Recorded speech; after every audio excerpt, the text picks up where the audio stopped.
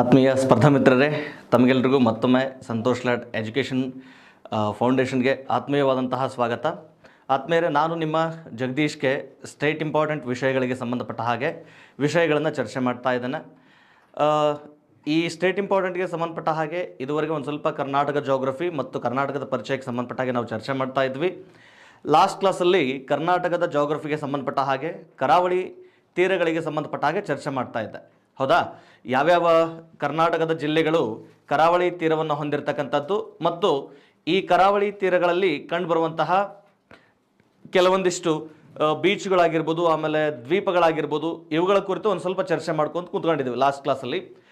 ಇನ್ನು ಇವತ್ತಿನ ತರಗತಿಯಲ್ಲಿ ಆ್ಯಕ್ಚುಲಿ ಲಾಸ್ಟ್ ಕ್ಲಾಸಲ್ಲಿ ಚರ್ಚೆ ಮಾಡಬೇಕಾದ ಸಂದರ್ಭದೊಳಗೆ ಕರ್ನಾಟಕದ ಯಾವ ಬೀಚ್ಗಳನ್ನು ಬ್ಲೂ ಫ್ಲಾಗ್ ಮಾನ್ಯತೆಗೆ ಒದಗಿಸಲಾಗಿದೆ ಅಥವಾ ಬ್ಲೂ ಫ್ಲಾಗ್ ಮಾನ್ಯತೆಯನ್ನು ನೀಡಲಾಗಿದೆ ಅನ್ನೋದ್ರ ಕುರಿತು ಚರ್ಚೆ ಮಾಡ್ತಾ ಇದ್ವಿ.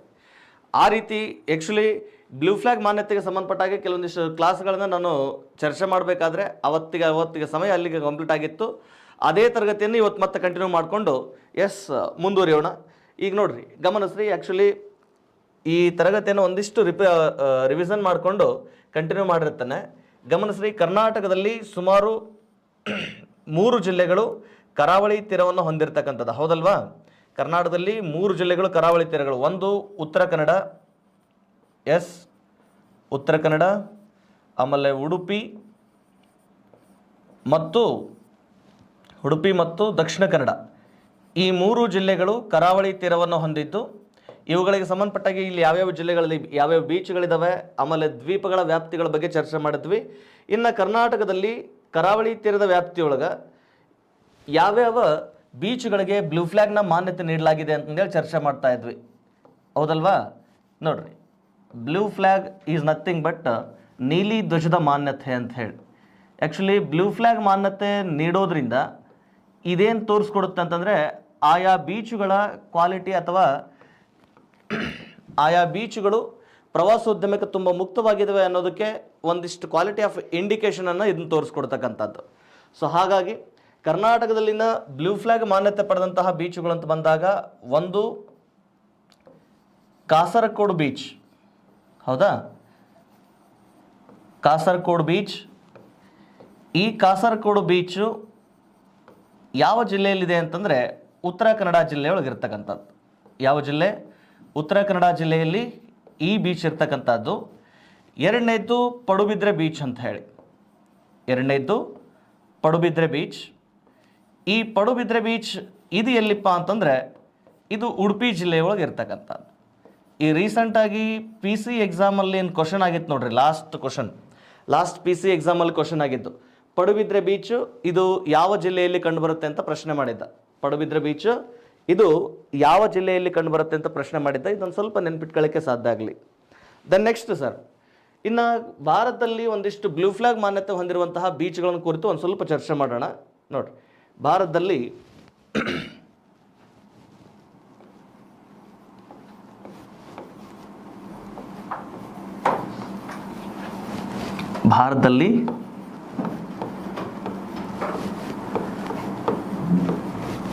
ಬ್ಲೂ ಫ್ಲಾಗ್ ಮಾನ್ಯತೆ ಪಡೆದಿರುವ ಬೀಚುಗಳು.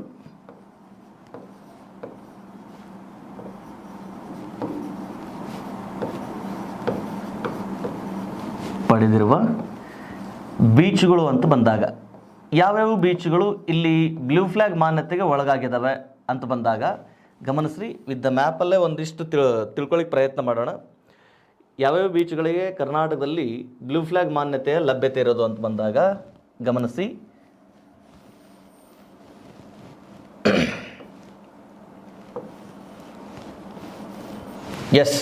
ಎಟ್ ಪ್ರೆಸೆಂಟ್ ನೆನಪಿರಲಿ, ನಿಮಗೆ ಲಾಸ್ಟ್ ಕ್ಲಾಸಲ್ಲಿ ಚರ್ಚೆ ಮಾಡಬೇಕಾದ್ರೆ ಹೇಳ್ತಾ ಇದ್ದೆ, ಅಕ್ಟೋಬರ್ 12, 2020ಕ್ಕೆ ಅಕ್ಟೋಬರ್ 12, 2020ಕ್ಕೆ ಭಾರತದ 8 ಬೀಚುಗಳಿಗೆ ಬ್ಲೂ ಫ್ಲಾಗ್ ಮಾನ್ಯತೆ ಲಭ್ಯ ಇತ್ತು.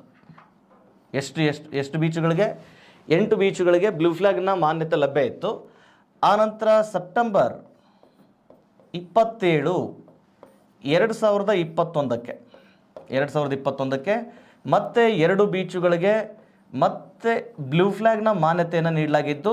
ಎಟ್ ಪ್ರೆಸೆಂಟ್ 10 ಬೀಚುಗಳು ಭಾರತದಲ್ಲಿ ಬ್ಲೂ ಫ್ಲ್ಯಾಗ್ನ ಮಾನ್ಯತೆಗೆ ಒಳಗಾಗಿರ್ತಕ್ಕಂಥದ್ದು.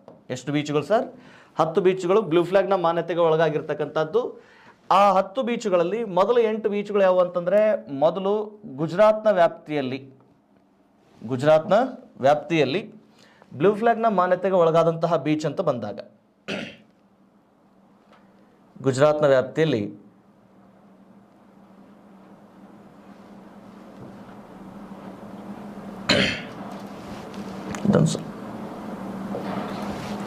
ಬ್ಲೂ ಫ್ಲ್ಯಾಗ್ನ ಮಾನ್ಯತೆಗೆ ಒಳಗಾದಂತಹ ಬೀಚ್ ಅಂತ ಬಂದಾಗ ಮೊದಲನೇದು ಗಮನದಲ್ಲಿರಲಿ, that is Shivraj Nagar beach ಅಂತ ಬರ್ತದೆ. ಯಾವುದು? ಶಿವರಾಜ್ ನಗರ್ ಬೀಚ್ ಅಂತ ಹೇಳಿ. ಈ ಶಿವರಾಜ್ ನಗರ್ ಬೀಚ್ ಎಲ್ಲಿಪ್ಪ ಅಂತಂದರೆ ಗುಜರಾತ್ ರಾಜ್ಯದಲ್ಲಿ ಶಿವರಾಜ್ ನಗರ್ ಬೀಚ್. ಅದಾದಮೇಲೆ ಎರಡನೇದು ಇದೇ ಗುಜರಾತ್ನ ಗಡಿ ಭಾಗಕ್ಕೆ ಹೊಂದಿಕೊಂಡಿರುವಂತಹ ಕೇಂದ್ರಾಡಳಿತ ಪ್ರದೇಶ ದಿಯುನ ಭಾಗದಲ್ಲಿ ಗೋಗ್ಲಾ ಬೀಚ್ ಅಂತ ಹೇಳಿ. ಯಾವುದು? ಗೋಗ್ಲಾ ಬೀಚ್. ಇದೆಲ್ಲಿದೆ? ಇದು ಗುಜರಾತ್ನ ಗಡಿ ಭಾಗದಲ್ಲಿರುವಂತಹ ದಿಯು ವ್ಯಾಪ್ತಿಯೊಳಗಿರುವಂತಹ ಬೀಚ್ ಆಗಿದೆ.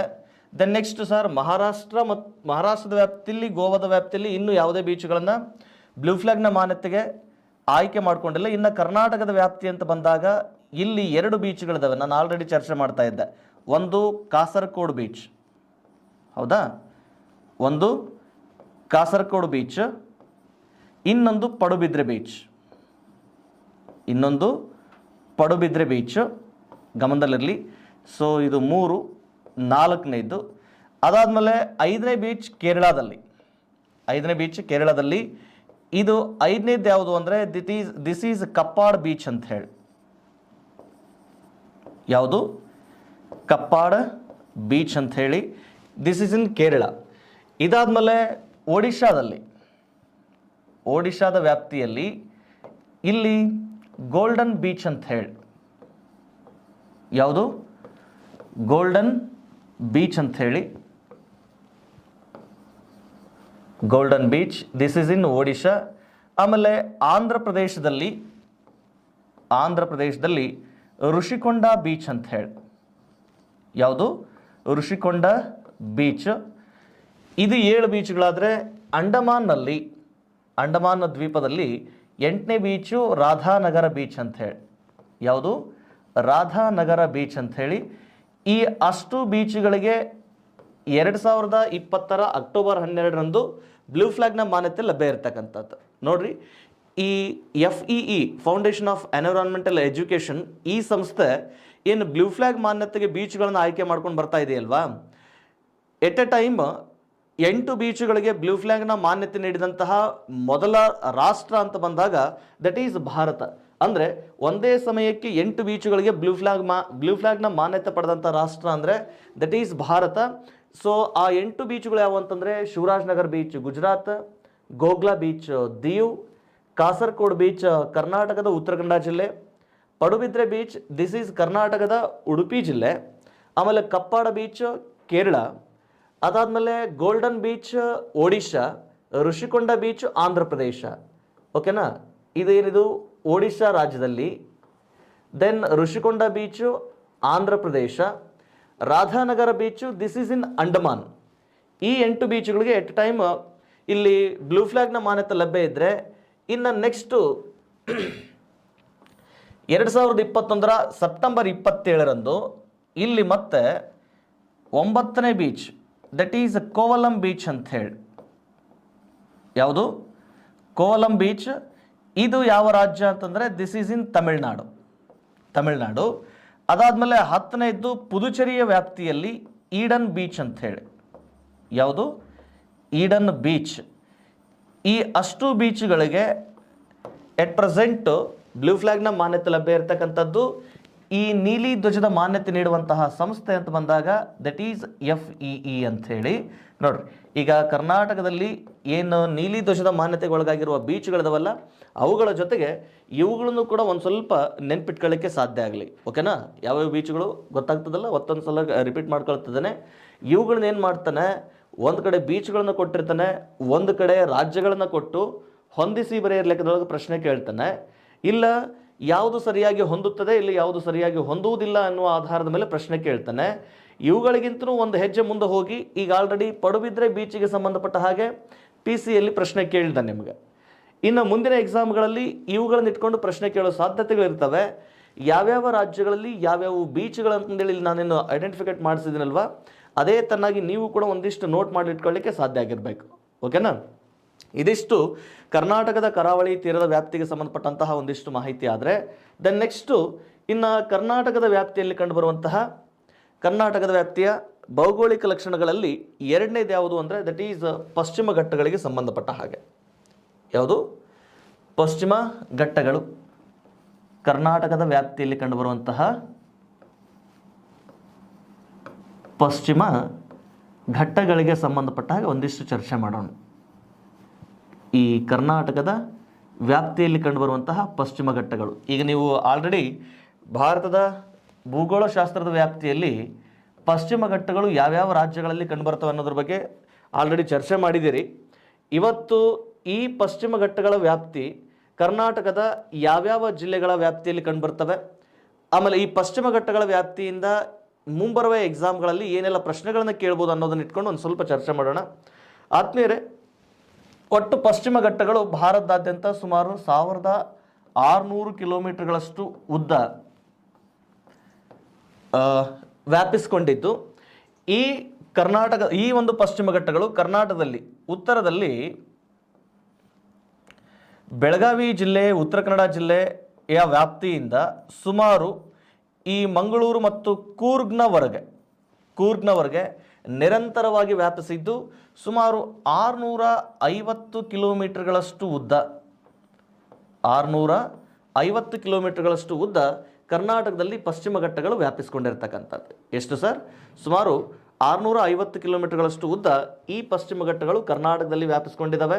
ಈ ಪಶ್ಚಿಮ ಘಟ್ಟಗಳ ವ್ಯಾಪ್ತಿ ಅಂತ ಬಂದಾಗ ಇಲ್ಲಿ ಬೆಳಗಾವಿ ಜಿಲ್ಲೆ ಒಂದಿಷ್ಟು, ಬೆಳಗಾವಿ, ಆನಂತರ ಉತ್ತರ ಕನ್ನಡ, ಕರ್ನಾಟಕದಲ್ಲಿ ಇವು ಯಾವ್ಯಾವ ಜಿಲ್ಲೆ ಒಳಗಂತ ಬಂದಾಗ ಬೆಳಗಾವಿ,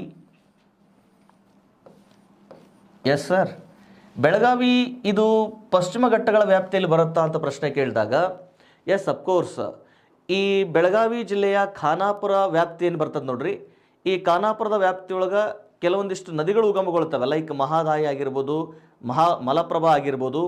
ಈ ವ್ಯಾಪ್ತಿಯೂ ಕೂಡ ಕೆಲವೊಂದಿಷ್ಟು ಭಾಗ ಏನಾಗಿದೆ ಪಶ್ಚಿಮ ಘಟ್ಟಗಳ ವ್ಯಾಪ್ತಿಗೆ ಸೇರ್ಪಡೆಗೊಳ್ತದೆ. ಯಾವುದೇ ಕಾರಣಕ್ಕೂ ಗೊಂದಲ ಆಗುವಂತಹ ಸಾಧ್ಯತೆಗಳಿಲ್ಲ.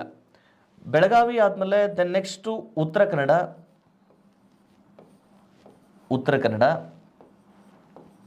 Then next Udupi, Uttara Kannada, Udupi, then next ದಕ್ಷಿಣ ಕನ್ನಡ ಜಿಲ್ಲೆ, ದಕ್ಷಿಣ ಕನ್ನಡ, ದೆನ್ 5ನೇದು ಕೊಡಗು,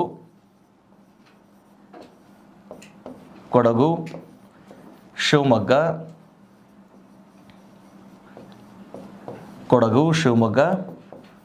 ದೆನ್ ನೆಕ್ಸ್ಟ್ ಚಿಕ್ಕಮಗಳೂರು, ಅದಾದಮೇಲೆ ಹಾಸನ.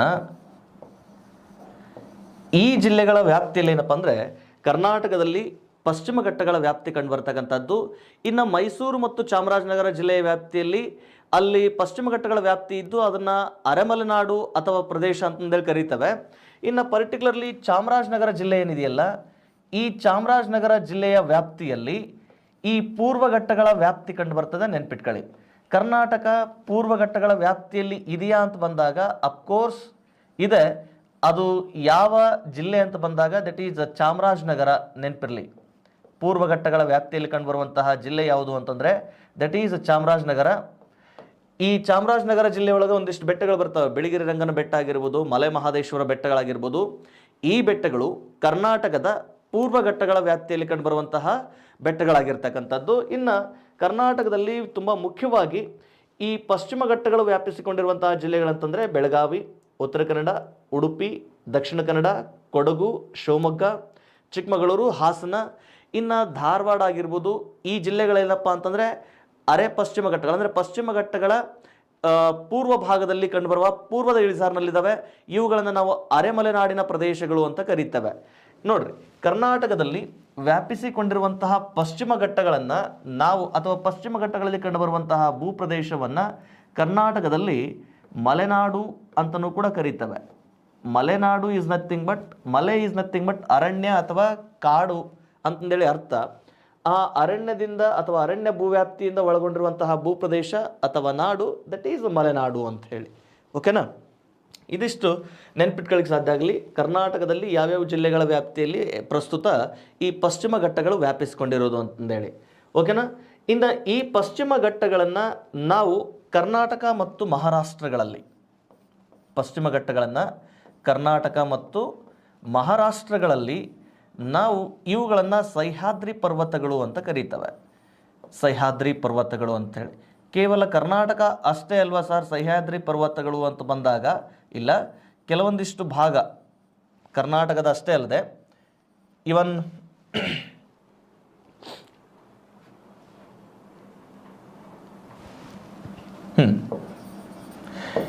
ಮಹಾರಾಷ್ಟ್ರದ ವ್ಯಾಪ್ತಿಯಲ್ಲಿಯೂ ಕೂಡ ಈ ಪಶ್ಚಿಮ ಘಟ್ಟಗಳ ವ್ಯಾಪ್ತಿಯನ್ನು ಸಹ್ಯಾದ್ರಿ ಪರ್ವತಗಳು ಅಂತ ಕರೀತವೆ.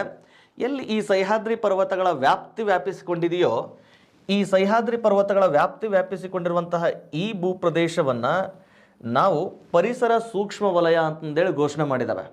ಈ ಪಶ್ಚಿಮ ಘಟ್ಟಗಳ ಕೇಂದ್ರೀಯ ಭಾಗ ಕಂಡುಬರದೆ ಈ ಮಹಾರಾಷ್ಟ್ರ ಮತ್ತು ಕರ್ನಾಟಕದ ಭಾಗಗಳಲ್ಲಿ. ಈ ಕೇಂದ್ರೀಯ ಭಾಗ ಏನೈತಲ್ಲ, ಇದು ಅತ್ಯಂತ ಸೂಕ್ಷ್ಮ ಪರಿಸರ ವಲಯ ಆಗಿರ್ತಕ್ಕಂಥದ್ದು. ಈ ಅತ್ಯಂತ ಸೂಕ್ಷ್ಮ ಪರಿಸರದ ವಲಯದಲ್ಲಿ ಇಲ್ಲಿ ಸಾಕಷ್ಟು ವನ್ಯಜೀವಿಗಳಿದ್ದಾವೆ. ಆ ವನ್ಯಜೀವಿಗಳಲ್ಲಿ ಸಾಕಷ್ಟು ಜೀವಿಗಳು ಇವತ್ತು ಅಳಿವಿನ ಅಂಚಿನಲ್ಲಿದ್ದಾವೆ. ಆ ಅಳಿವಿನ ಅಂಚಿನಲ್ಲಿರುವಂತಹ ಪ್ರಭೇದಗಳನ್ನು ಸಂರಕ್ಷಣೆ ಮಾಡುವ ಉದ್ದೇಶಕ್ಕೆ ಮತ್ತು ಇಲ್ಲಿರುವಂತಹ ಕೆಲವೊಂದಿಷ್ಟು ಸಸ್ಯ ಸಂಪನ್ಮೂಲವನ್ನು ಸಂರಕ್ಷಣೆ ಮಾಡೋದು, ಆಮೇಲೆ ನದಿ ಉಗಮಗಳ ಮೂಲವನ್ನು ಸಂರಕ್ಷಣೆ ಮಾಡಲಿಕ್ಕೆ ಈ ಎಲ್ಲ ಪ್ರದೇಶ ತುಂಬ ಅತ್ಯಂತ ಮುಖ್ಯವಾಗಿದ್ದು, ಇದನ್ನು ಪರಿಸರ ಸೂಕ್ಷ್ಮ ವಲಯ ಅಂತಂದೇಳಿ ಘೋಷಣೆ ಮಾಡಿದ್ದಾರೆ. ನೆನ್ಪಿಟ್ಕೊಳ್ಳಿ, ಪರಿಸರ ಸೂಕ್ಷ್ಮ ವಲಯ ಅಂತಂದೇಳಿ ಘೋಷಣೆ ಮಾಡಿದ್ದಾರೆ. ಯಾವುದನ್ನು ಅಂತಂದರೆ ದಟ್ ಈಸ್ ಪಶ್ಚಿಮ ಘಟ್ಟಗಳ ವಲಯವನ್ನು. ಯಾವುದು ಪರಿಸರ ಸೂಕ್ಷ್ಮ ವಲಯ ಆಗಿರ್ತದೋ ಅಲ್ಲಿಯ ವ್ಯಾಪ್ತಿಯನ್ನು ಸಂರಕ್ಷಣೆ ಮಾಡುವಂತಹ ಅನಿವಾರ್ಯತೆ ತೀರಾ ಹೆಚ್ಚಾಗಿರ್ತದೆ. ಈ ಪರಿಸರ ಸೂಕ್ಷ್ಮ ವಲಯವನ್ನು ಸಂರಕ್ಷಣೆ ಮಾಡಲೇಬೇಕೆನ್ನುವ ಒಂದು ಉದ್ದೇಶಕ್ಕೆ ಭಾರತದಲ್ಲಿ ನೆನಪಿರಲಿ 2010ರಲ್ಲಿ ಮಾಧವ್ ಗಾಡ್ಗೀಳ್ ಸಮಿತಿಯನ್ನು ನೇಮಕ ಮಾಡಲಾಯಿತು. ಯಾವ ಸಮಿತಿ? ಮಾಧವ್ ಗಾಡ್ಗೀಳ್ ಸಮಿತಿಯನ್ನು ನೇಮಕ ಮಾಡಲಾಯಿತು. ಬಟ್ ಮಾಧವ್ ಗಾಡ್ಗೀಳ್ ಸಮಿತಿ 2011ರಲ್ಲಿ ವರದಿಯನ್ನು ನೀಡಿದರು. ಬಟ್ 2011ರ ವರದಿ ಏನು ಮಾಧವ್ ಗಾಡ್ಗೀಳ್ ಸಮಿತಿಯ ವರದಿ ಇತ್ತಲ್ಲ, ಅದು ತಿರಸ್ಕಾರಗೊಂಡಿದೆ ಎಟ್ ಪ್ರೆಸೆಂಟ್. ಈ ವರದಿ ತಿರಸ್ಕಾರಗೊಂಡ ಮೇಲೆ ಮತ್ತೆ ಇನ್ನೊಂದು ವರದಿಯನ್ನು ನೇಮಕ ಮಾಡಲಾಯಿತು, ಅಥವಾ ಇನ್ನೊಂದು ಸಮಿತಿಯನ್ನು, ದಟ್ ಈಸ್ 2011ರಲ್ಲಿ ನೇಮಕಗೊಂಡ ಸಮಿತಿ, ದಟ್ ಈಸ್ ಕಸ್ತೂರಿ ರಂಗನ್ ಸಮಿತಿ ಅಂತ ಹೇಳಿ. ಕಸ್ತೂರಿ ರಂಗನ್ ಸಮಿತಿ. ಈ ಕಸ್ತೂರಿ ರಂಗನ್ ಸಮಿತಿ 2012ರಲ್ಲಿ ತನ್ನ ವರದಿಯನ್ನು ನೀಡಿದೆ. ಬಟ್ ಕಸ್ತೂರಿ ರಂಗನ್ ಸಮಿತಿಯ ವರದಿಯನ್ನು ಇದುವರೆಗೂ ಯಾವ ಸೂಕ್ಷ್ಮ ವಲಯದ ಪ್ರದೇಶ ಅಂತೇಳಿ ಆಯ್ಕೆ ಮಾಡ್ಕೊಳ್ಳಲಾಗಿದೋ ಆ ವ್ಯಾಪ್ತಿಯಲ್ಲಿ ಇದುವರೆಗೂ ಅನ್ವಯ ಮಾಡಲಿಕ್ಕೆ ಆಗಿಲ್ಲ. ಆ್ಯಕ್ಚುಲಿ 2012ರಲ್ಲಿನೇ ವರದಿ ಬಂದಿರೋದು. ಈ ವರದಿಗಳಲ್ಲಿ ಏನಪ್ಪ ವಿಷಯಗಳು ಅಂತ ಬಂದಾಗ ಕೆಲವೊಂದಿಷ್ಟು ಸೂಕ್ಷ್ಮ ಅಂಶಗಳನ್ನು ಹೇಳಿರ್ತಾನೆ. ಈ ಪಶ್ಚಿಮ ಘಟ್ಟಗಳ ಸಂರಕ್ಷಣೆ ಅಂತ ಬಂದಾಗ ಮುಂಬರುವ PSIನ ಎಸ್ಸೆಗಳಿಗೆ ಅದನ್ನೊಂದಿಟ್ಟು ಬಳಕೆ ಮಾಡ್ಕೊಳ್ಳಿಕ್ಕೆ ಸಾಧ್ಯ ಆಗಲಿ. ಓಕೆನಾ? ಈಗ ಇಲ್ಲಿ ಪಶ್ಚಿಮ ಘಟ್ಟಗಳನ್ನು ಯಾಕೆ ಸಂರಕ್ಷಣೆ ಮಾಡಬೇಕು ಅಂತಂದರೆ, ನೆನಪಿರಲಿ, ಭಾರತದ ಒಟ್ಟು ಜಲಾನಯನ ವ್ಯಾಪ್ತಿಯಲ್ಲಿ ಈ ವ್ಯಾಪ್ತಿಯೇ ಸುಮಾರು 40%ನಷ್ಟು, ಶೇಕಡ 40%ನಷ್ಟು ನೀರಾವರಿ ಸೌಲಭ್ಯವುಳ್ಳ ನದಿಗಳ ಉಗಮದ ಸ್ಥಾನ ಆಗಿರ್ತಕ್ಕಂಥದ್ದು. ಹೌದಲ್ವಾ? ನೋಡ್ರಿ, ಈ ಆಲ್ಮೋಸ್ಟ್ ಪರ್ಯಾಯ ಪ್ರಸ್ಥಭೂಮಿಯ ವ್ಯಾಪ್ತಿ ಅಂತ ಬಂದಾಗ ಪಶ್ಚಿಮ ಘಟ್ಟಗಳಲ್ಲಿ ಉಗಮಗೊಳ್ಳುವ ನದಿಗಳನ್ನೇ ಅವಲಂಬಿಸಿರ್ತಕ್ಕಂಥದ್ದು ಕೃಷಿ ಮತ್ತು ಈ ಕುಡಿಯುವ ನೀರಿನ ವ್ಯಾಪ್ತಿಗೆ. ಈ ಬಹುಭಾಗದ ಜೀವನದ ವ್ಯಾಪ್ತಿಯೊಳಗೆ ನೋಡ್ರಿ, ಮೇಲ್ಭಾಗದಲ್ಲಿ ಗೋದಾವರಿ, ಆನಂತರ ಈ ಭಾಗದಲ್ಲಿ ಕೃಷ್ಣ, ದಕ್ಷಿಣದಲ್ಲಿ ಕಾವೇರಿ, ಸಾಕಷ್ಟು ತುಂಗಭದ್ರಾ, ಈ ರೀತಿಯಾದಂತಹ ಮಲಪ್ರಭಾ, ಘಟ್ಟಪ್ರಭಾ, ಈ ಉಪನದಿಗಳೆಲ್ಲ ಅಷ್ಟಲ್ಲದೆ ಆಮೇಲೆ ಪಶ್ಚಿಮಾಭಿಮುಖವಾಗಿ ಹರಿಯುವ ನದಿಗಳ ಉಗಮ ಸ್ಥಾನಗಳು ಇವಾಗಿದ್ದು ಎಟ್ ಪ್ರೆಸೆಂಟ್ ಏನಾಗಿದ್ದಾವೆ, ಮನುಷ್ಯನ ನಿರಂತರ ಅಭಿವೃದ್ಧಿಯ ಚಟುವಟಿಕೆಗಳ ಪರಿಣಾಮ ಇವು ತಮ್ಮ ವ್ಯಾಪ್ತಿಯನ್ನು ಕಳೆದುಕೊಳ್ತಾ ಇದ್ದಾವೆ. ಅಂದರೆ ಪಶ್ಚಿಮ ಘಟ್ಟಗಳ ವ್ಯಾಪ್ತಿ ಏನೈತಲ್ಲ, ಅವುಗಳ ಪಾತ್ರ ಕಡಿಮೆ ಆಗ್ತಾ ಇದೆ. ಅವುಗಳನ್ನು ಸಂರಕ್ಷಣೆ ಮಾಡಬೇಕಾಗಿತ್ತಂದ್ರೆ ಇಲ್ಲಿ ಅಭಿವೃದ್ಧಿ ಚಟುವಟಿಕೆಗಳನ್ನು ನಿಷೇಧಿಸಬೇಕು ಅಂತಂದೇಳಿ ಈ ಎರಡೂ ಸಮಿತಿಗಳು ವರದಿಯನ್ನು ನೀಡಿರೋದು. ಅದರಲ್ಲಿಯೂ ಮುಖ್ಯವಾಗಿ ಗಣಿಗಾರಿಕೆಯನ್ನು ನಡೆಸುವಂತಿಲ್ಲ, ಅದಾದಮೇಲೆ ಬೃಹತ್ ಪ್ರಮಾಣದ ಜಲಾಶಯಗಳನ್ನು ನಿರ್ಮಾಣ ಮಾಡುವಂತಿಲ್ಲ. ಈ ಸೂಕ್ಷ್ಮ ವಲಯದ ವ್ಯಾಪ್ತಿಯಲ್ಲಿ ಜನಸಂಚಾರವನ್ನು ನಿಯಂತ್ರಣಕ್ಕೆ ತಗೋಬೇಕು. ಅಭಿವೃದ್ಧಿಯ ಚಟುವಟಿಕೆಗಳಾಗಿರುವಂತಹ ಕಾಂಕ್ರೀಟ್ ಗೋಡೆಗಳನ್ನು ಅಥವಾ ಈ ಡಾಂಬರೀಕರಣಗೊಳ್ಳುವಂತಹ ರಸ್ತೆಗಳನ್ನು ನಿರ್ಮಾಣ ಮಾಡಬಾರ್ದು ಎನ್ನುವಂತಹ ಕೆಲವೊಂದಿಷ್ಟು ಕಂಡೀಷನ್ಸ್ಗಳಿದ್ದಾವೆ. ಆಮೇಲೆ ಯಾವ ಸೂಕ್ಷ್ಮ ವಲಯದ ವ್ಯಾಪ್ತಿಯಲ್ಲಿದ್ದಾರೋ ಅಲ್ಲಿಯ ಜನರನ್ನು ಮತ್ತೆ ಅವರನ್ನು ಬೇರೆ ಕಡೆ ಸ್ಥಳಾಂತರ ಮಾಡಬೇಕೆನ್ನುವಂಥ ಕೆಲವೊಂದು ಅಂಶಗಳು ಈ ವರದಿಗಳಲ್ಲಿದ್ದಾವೆ. ಈ ವರದಿ ಅಲ್ಲಿಯೇ ಮೂಲ ವಾಸವಾಗಿರುವಂತಹ ಸ್ಥಳೀಯರಿಗೆ ಇವು ಒಂದು ಸ್ವಲ್ಪ ಹಿನ್ನಡೆಯನ್ನು ನೀಡ್ತಾ ಇರುವಂಥದ್ದು. ಈಗ ನೋಡ್ರಿ, ಸಹಜವಾಗಿ ನಾವು ಮೂಲ ವಾಸಸ್ಥಾನ ಇತ್ತು ಅಂತಂದ್ರೆ ಅದನ್ನ ಬಿಟ್ಟು ಬರಲಿಕ್ಕೆ ಹಿಂದೇಟು ಹಾಕಿರ್ತವೆ. ಬಟ್ ಇವಾಗ ಏನಾಗಿದೆ, ಈ ಪಶ್ಚಿಮ ಘಟ್ಟಗಳನ್ನ ಸಂರಕ್ಷಣೆ ಮಾಡಲೇಬೇಕಾಗಿತ್ತು ಅಂತಂದರೆ ಅವುಗಳನ್ನು ಅಥವಾ ಈ ವರದಿಯನ್ನು ನಾವು ಅನ್ವಯ ಮಾಡಿಕೊಳ್ಳೇಬೇಕಾದಂಥ ಅನಿವಾರ್ಯತೆಯಲ್ಲಿದ್ದಾವೆ. ಹೀಗಾಗಿ ಕೆಲವೊಂದಿಷ್ಟು ಸರ್ಕಾರ ಜನಪ್ರಿಯ ನಟರನ್ನು ಇಟ್ಕೊಂಡು ಅಲ್ಲಿಯ ಜನರನ್ನು ಓಲೈಕೆ ಮಾಡುವಂತಹ ಕೆಲವೊಂದು ಪ್ರಯತ್ನಗಳನ್ನು ಮಾಡ್ತಾ ಇದ್ದಾವೆ. ಅವು ಎಟ್ ಪ್ರೆಸೆಂಟ್ ಸವಾಲಾಗಿರ್ತಕ್ಕಂಥದ್ದು. ಈ ಕೆಲವೊಂದು ಸೂಕ್ಷ್ಮ ಅಂಶಗಳನ್ನೇ ಇಟ್ಕೊಂಡು ನೀವೇನು ಮಾಡ್ಬೋದು, ಪಶ್ಚಿಮ ಘಟ್ಟಗಳ ಸಂರಕ್ಷಣೆಗೆ ಸರ್ಕಾರದ ಕ್ರಮಗಳು ಏನು ಅಂತ ಬಂದಾಗ ಅವುಗಳನ್ನ ಚರ್ಚೆ ಮಾಡಲಿಕ್ಕೆ ಸಾಧ್ಯ ಆಗಿರ್ಬೋದು. ಆಮೇಲೆ ಮಾಧವ್ ಗಾಡ್ಗಿಲ್ ಸಮಿತಿ ಮತ್ತು ಕಸ್ತೂರಿ ರಂಗನ್ ಸಮಿತಿಯಲ್ಲಿರುವಂಥ ಕೆಲವೊಂದು ಹೈಲೈಟ್ಗಳು ಹೇಗೆ ಇದ್ದಾವೆ ಮತ್ತು ಅವುಗಳನ್ನು ಅನ್ವಯ ಮಾಡೋದಕ್ಕೆ ಇವತ್ತು ಸರ್ಕಾರದ ಮುಂದಿರುವಂತಹ ಸವಾಲುಗಳೇನೋದನ್ನು ಕೂಡ ನಾವು ಚರ್ಚೆ ಮಾಡಲಿಕ್ಕೆ ಸಾಧ್ಯ ಆಗಿರಬೇಕು. ಇದು ಪರಿಸರ ಸೂಕ್ಷ್ಮ ವಲಯಕ್ಕೆ ಸಂಬಂಧಪಟ್ಟಂತಹ ಪಶ್ಚಿಮ ಘಟ್ಟಗಳ ಸಂರಕ್ಷಣೆಗೆ ಆಯ್ಕೆಯಾಗಿರುವಂತಹ 2 ಸಮಿತಿಗಳಾದರೆ, ಅದಾದಮೇಲೆ ಪಶ್ಚಿಮ ಘಟ್ಟಗಳನ್ನು ಸಂರಕ್ಷಣೆ ಮಾಡಲಿಕ್ಕೋಸ್ಕರ ಮತ್ತು 2012 ಈ ಡೇಟ್ ನೆನ್ಪಿಟ್ಕೊಳ್ಳಿ, 2012 ಜುಲೈ 2ರಂದು ಈ ಪರಿಸರ ಸೂಕ್ಷ್ಮ ವಲಯಗಳನ್ನು ಅಥವಾ ಪಶ್ಚಿಮ ಘಟ್ಟಗಳ ಪರಿಸರ ಸೂಕ್ಷ್ಮ ವಲಯವನ್ನು ಯುನೆಸ್ಕೋ ಪಟ್ಟಿಗೆ ಸೇರ್ಪಡೆ ಮಾಡಿರ್ತಕ್ಕಂಥದ್ದು. ಓಕೆನಾ? ಯುನೆಸ್ಕೋ ಪಟ್ಟಿ ಅಥವಾ ವಿಶ್ವ ಪಾರಂಪರಿಕ ಪಟ್ಟಿಗೆ ಸೇರ್ಪಡೆ ಮಾಡಿರ್ತಕ್ಕಂಥದ್ದು ಯಾವ ದಿನಾಂಕ? ಅದು 2012 ಜುಲೈ 2ರಂದು ಈ ಪಶ್ಚಿಮ ಘಟ್ಟಗಳ ಸೂಕ್ಷ್ಮ ವಲಯವನ್ನು ಯುನೆಸ್ಕೋ ಪಟ್ಟಿಗೆ ಸೇರ್ಪಡೆ ಮಾಡಿರ್ತಕ್ಕಂಥದ್ದು. ಈ ಒಂದಿಷ್ಟು ಅಂಶಗಳನ್ನು ನೀವು ನೆನ್ಪಿಟ್ಕೊಳ್ಳಿಕ್ಕೆ ಸಾಧ್ಯ ಆಗಲಿ. ಯಾವುದಿದು? ಪಶ್ಚಿಮ ಘಟ್ಟಗಳ ವ್ಯಾಪ್ತಿಗೆ ಸಂಬಂಧಪಟ್ಟಂಥ ಒಂದಿಷ್ಟು ಮಾಹಿತಿ. ಇನ್ನು ಈ ಪಶ್ಚಿಮ ಘಟ್ಟಗಳ ವ್ಯಾಪ್ತಿ ಕರ್ನಾಟಕದಲ್ಲಿ ಈ ವ್ಯಾಪ್ತಿಯೊಳಗೆ ಕಂಡುಬರುವಂತಹ ಕೆಲವೊಂದಿಷ್ಟು ಅಂಶಗಳು ನಮಗೆ ಹೇಗೆಲ್ಲ ಪ್ರಶ್ನೆಗಳನ್ನು ಕೇಳೋದಕ್ಕೆ ಸಾಧ್ಯ ಆಗ್ಬೋದು ಅನ್ನೋದನ್ನು ಈ ವ್ಯಾಪ್ತಿಯನ್ನು ಇಟ್ಕೊಂಡು ಯಾವ್ಯಾವ ರೀತಿಯ ಪ್ರಶ್ನೆಗಳನ್ನು ಕೇಳ್ಬೋದು ಅಂತ ಬಂದಾಗ ನೋಡ್ರಿ, ಕರ್ನಾಟಕದಲ್ಲಿ ಪಶ್ಚಿಮ ಘಟ್ಟಗಳು ಅಂತ ಬಂದಾಗ, ಕರ್ನಾಟಕದಲ್ಲಿ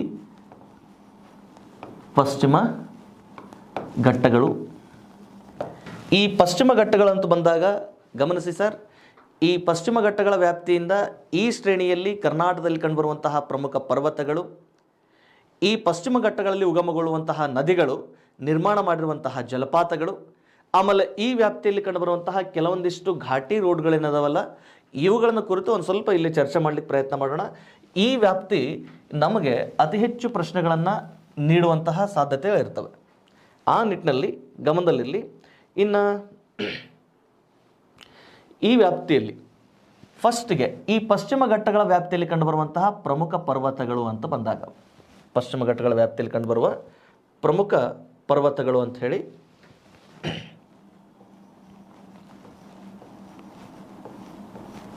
ಇಲ್ಲಿ ಕಂಡುಬರುವ ಪ್ರಮುಖ ಪರ್ವತಗಳು ಅಂತ ಹೇಳಿ,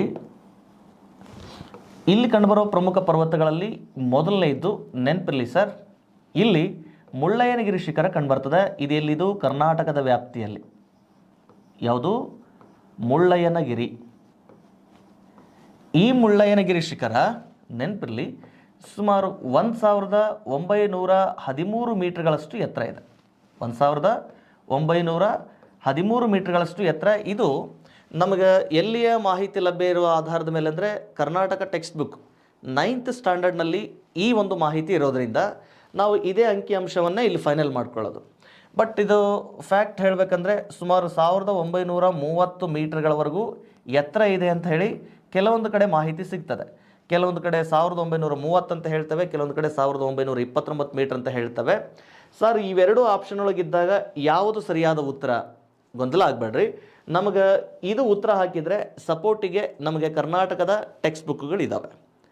ಒಂದು ವೇಳೆ 1913 ಮೀಟರ್ ಇರಲಿಲ್ಲ ಆಪ್ಷನ್ ಒಳಗೆ ಅಂತಂದರೆ ಅವಾಗ 1930 ಮೀಟರ್ನ ಅಲ್ಲಿ ಆಪ್ಷನ್ ಒಳಗೆ ಹಾಕ್ಲಿಕ್ಕೆ ಸಾಧ್ಯ ಆಗಿರಬೇಕು. ಇದೇನಿದು ಮುಳ್ಳಯ್ಯನಗಿರಿ ಶಿಖರಕ್ಕೆ ಸಂಬಂಧಪಟ್ಟಂಥ ಒಂದಿಷ್ಟು ಮಾಹಿತಿ. ಈ ಮುಳ್ಳಯ್ಯನಗಿರಿ ಶಿಖರ ಏನೈತಲ್ಲ, ಇದು ಕರ್ನಾಟಕದ ಅತ್ಯಂತ ಎತ್ತರದ ಶಿಖರ. ಯಾವುದು ಸರ್? ಮುಳ್ಳಯ್ಯನಗಿರಿ ಶಿಖರ. ಇದು ಕರ್ನಾಟಕದ ಅತಿ ಎತ್ತರದ ಶಿಖರ. ಓಕೆನಾ ಸರ್? ಇದು ಕರ್ನಾಟಕದ ಅತಿ ಎತ್ತರದ ಶಿಖರ. ಇದು ಯಾವ ಜಿಲ್ಲೆಯಲ್ಲಿದೆ? ಮುಳ್ಳಯ್ಯನಗಿರಿ ಶಿಖರ. ದಿಸ್ ಈಸ್ ಇನ್ ಚಿಕ್ಕಮಗಳೂರು. ಯಾವ ಜಿಲ್ಲೆ ಸರ್ ಇದು? ಚಿಕ್ಕಮಗಳೂರು ಜಿಲ್ಲೆಯಲ್ಲಿ ಕಂಡುಬರುವಂತಹ ಶಿಖರ. ಇದು ಕರ್ನಾಟಕದ ಪ್ರಮುಖ ಗಿರಿಧಾಮನೂ ಕೂಡ ಹೌದು. ಹೌದಲ್ವಾ? ಕರ್ನಾಟಕದ ಪಶ್ಚಿಮ ಘಟ್ಟಗಳ ವ್ಯಾಪ್ತಿಯಲ್ಲಿ ಕಂಡುಬರುವಂತಹ ಪ್ರಮುಖ ಪರ್ವತಗಳಲ್ಲಿ ಅಂತ ಬಂದಾಗ ತುಂಬ ಪ್ರಮುಖವಾಗಿರುವಂತಹ ಪರ್ವತ ದಟ್ ಈಸ್ ಮುಳ್ಳಯ್ಯನಗಿರಿ. ಹೌದಲ್ವಾ? ಯಾವುದು ಸರ್? ಮುಳ್ಳಯ್ಯನಗಿರಿ ಶಿಖರ ತುಂಬ ಪ್ರಮುಖವಾಗಿದ್ದು ಇದು 1913 ಮೀಟರ್ಗಳಷ್ಟು ಎತ್ತರ ಇದೆ. ಇದನ್ನು ಕೆಲವೊಂದು ಬುಕ್ದೊಳಗೆ 1930 ಮೀಟರ್ ಅಂತಲೂ ಕೂಡ ಹೇಳಿದ್ದಾನೆ. ಬಟ್ ಫೈನಲ್ ನಾವು 1913 ಮೀಟರ್ನ ಫೈನಲ್ ಮಾಡ್ಕೊಳ್ಳೋಣ. ಇನ್ನು ಕರ್ನಾಟಕದಲ್ಲಿನ ಅತ್ಯಂತ ಎತ್ತರದ ಶಿಖರ ಅಂದರೆ ದಟ್ ಈಸ್ ಮುಳ್ಳಯ್ಯನಗಿರಿ. ಇದು ಯಾವ ಜಿಲ್ಲೆಯಲ್ಲಿ ಅಂತಂದರೆ ಚಿಕ್ಕಮಗಳೂರು ಜಿಲ್ಲೆಯಲ್ಲಿ. ಇನ್ನು ಕರ್ನಾಟಕದಲ್ಲಿ ಕಂಡುಬರುವಂತಹ ಇನ್ನಿತರ ಶಿಖರಗಳು ಅಥವಾ ಪರ್ವತಗಳು ಅಂತ ಬಂದಾಗ ಗಮನಿಸಿ. ಇನ್ನು ಕರ್ನಾಟಕದಲ್ಲಿ ಕಂಡುಬರುವಂತಹ ಇತರ ಶಿಖರಗಳು ಅಂತ ಬಂದಾಗ ಮುಳ್ಳಯ್ಯನಗಿರಿ ಆದಮೇಲೆ ಎರಡನೇದು ಬಾಬಾ ಬುಡನಗಿರಿ ಶಿಖರ ಅಂತ ಬರ್ತದೆ. ಯಾವುದು? ಬಾಬಾ ಬುಡನಗಿರಿ ಶಿಖರ. ಈ ಬಾಬಾ ಬುಡನಗಿರಿ ಶಿಖರ ಇದು 1894 ಮೀಟರ್ಗಳಷ್ಟು ಎತ್ತರ ಇದೆ. 1894 ಮೀಟರ್ಗಳಷ್ಟು ಎತ್ತರ ಇದೆ. ಇನ್ನು ಮೂರನೇದು ಕಲ್ಲತ್ತಗಿರಿ ಶಿಖರ ಅಂತ ಬರ್ತದೆ. ಯಾವುದು? ಕಲ್ಲತ್ತಗಿರಿ ಶಿಖರ. ಇದು 1893 ಮೀಟರ್ಗಳಷ್ಟು ಎತ್ತರ. ಕ್ರಮವಾಗಿ ಇದನ್ನು ಸುಲಭವಾಗಿದೆ ನೋಡ್ರಿ ನೆನ್ಪಿಟ್ಕೊಳ್ಳೋದಕ್ಕೆ. ಅದಾದಮೇಲೆ ಕಲ್ಲತ್ತಗಿರಿ ಆದಮೇಲೆ ಕುದುರೆಮುಖ. ಯಾವುದು ಸರ್? ಕುದುರೆಮುಖ. ಈ ಕುದುರೆಮುಖ ಇದು 1892 ಮೀಟರ್ಗಳಷ್ಟು ಎತ್ತರ ಇದೆ. 1892 ಮೀಟರ್ಗಳಷ್ಟು ಎತ್ತರ ಇದೆ. ಕುದುರೆಮುಖ ಆದಮೇಲೆ ನೆಕ್ಸ್ಟು ಇಲ್ಲಿ ಕಂಡುಬರುವ ಮತ್ತೊಂದು ಶಿಖರ ಅಂತಂದರೆ ದಟ್ ಈಸ್ ದೇವಿರಮ್ಮನಗುಡ್ಡ ಅಂತ ಹೇಳಿ. ಯಾವುದು? ದೇವಿರಮ್ಮನಗುಡ್ಡ. ಈ ದೇವಿರಮ್ಮನಗುಡ್ಡನೂ ಕೂಡ ಇದೇ ಕರ್ನಾಟಕದ ಪಶ್ಚಿಮ ಘಟ್ಟಗಳ ವ್ಯಾಪ್ತಿಯಲ್ಲಿ ಕಂಡುಬರ್ತದೆ. 1813 ಮೀಟರ್ಗಳಷ್ಟು ಎತ್ತರ ಇದೆ. 1813 ಮೀಟರ್ಗಳಷ್ಟು ಎತ್ತರ ಇದೆ. ಅದಾದಮೇಲೆ ದೇವಿರಮ್ಮನಗುಡ್ಡ ಆದಮೇಲೆ ನೆಕ್ಸ್ಟು ರುದ್ರಗಿರಿ ಅಂತ ಬರ್ತದೆ. ಯಾವುದು? ರುದ್ರಗಿರಿ ಅಂತ ಬರ್ತದೆ. ಈ ರುದ್ರಗಿರಿ 1751 ಮೀಟರ್ಗಳಷ್ಟು ಎತ್ತರ ಇದೆ. 1751 ಮೀಟರ್ಗಳಷ್ಟು ಎತ್ತರ ಇದೆ. ನೀವಿಲ್ಲಿ ಗಮನಿಸ್ಬೋದು, ಕರ್ನಾಟಕದ ಮೊದಲ ಅತ್ಯಂತ ಎತ್ತರದ ಶಿಖರಗಳೆಲ್ಲವೂ ಇರೋದು ಎಲ್ಲಿಪ್ಪ ಅಂತಂದರೆ ಚಿಕ್ಕಮಗಳೂರು ಜಿಲ್ಲೆಯಲ್ಲಿ. ಎಲ್ಲಿದೆ? ನೋಡ್ರಿ, ಕರ್ನಾಟಕದ ಮೊದಲ 6 ಅತ್ಯಂತ ಎತ್ತರದ ಶಿಖರಗಳೆಲ್ಲವೂ ಕಂಡುಬರೋದೆಲ್ಲಿಪ್ಪ ಅಂತಂದರೆ ಚಿಕ್ಕಮಗಳೂರು ಜಿಲ್ಲೆಯಲ್ಲಿನೇ ಕಂಡುಬರೋದ್ರಿಂದ ಇಲ್ಲಿ ಚಿಕ್ಕಮಗಳೂರು ಜಿಲ್ಲೆ ಕರ್ನಾಟಕದ ಸರಾಸರಿ ಎತ್ತರದ ವ್ಯಾಪ್ತಿಯೊಳಗೆ ಅತ್ಯಂತ ಎತ್ತರದ ಜಿಲ್ಲೆಯಾಗಿ ಈ ಚಿಕ್ಕಮಗಳೂರು ಜಿಲ್ಲೆ ಎಟ್ ಪ್ರೆಸೆಂಟ್ ಕಂಡು ಬರ್ತಕ್ಕಂಥದ್ದು. ಹೌದಲ್ವಾ? ಈ ಕರ್ನಾಟಕದ ಅಷ್ಟು ಜಿಲ್ಲೆಗಳ ಸಮುದ್ರ ಮಟ್ಟದಿಂದ ಹೋಲಿಕೆ ಮಾಡಿದಾಗ ಸರಾಸರಿ ಎತ್ತರದಲ್ಲಿ ಅತ್ಯಂತ ಎತ್ತರದಲ್ಲಿ ಕಂಡುಬರುವ ಜಿಲ್ಲೆ ಯಾವುದು ಅಂದರೆ ದಟ್ ಈಸ್ ಚಿಕ್ಕಮಗಳೂರು ಜಿಲ್ಲೆ. ಈ ಚಿಕ್ಕಮಗಳೂರು ಜಿಲ್ಲೆಯನ್ನು ಕರ್ನಾಟಕದ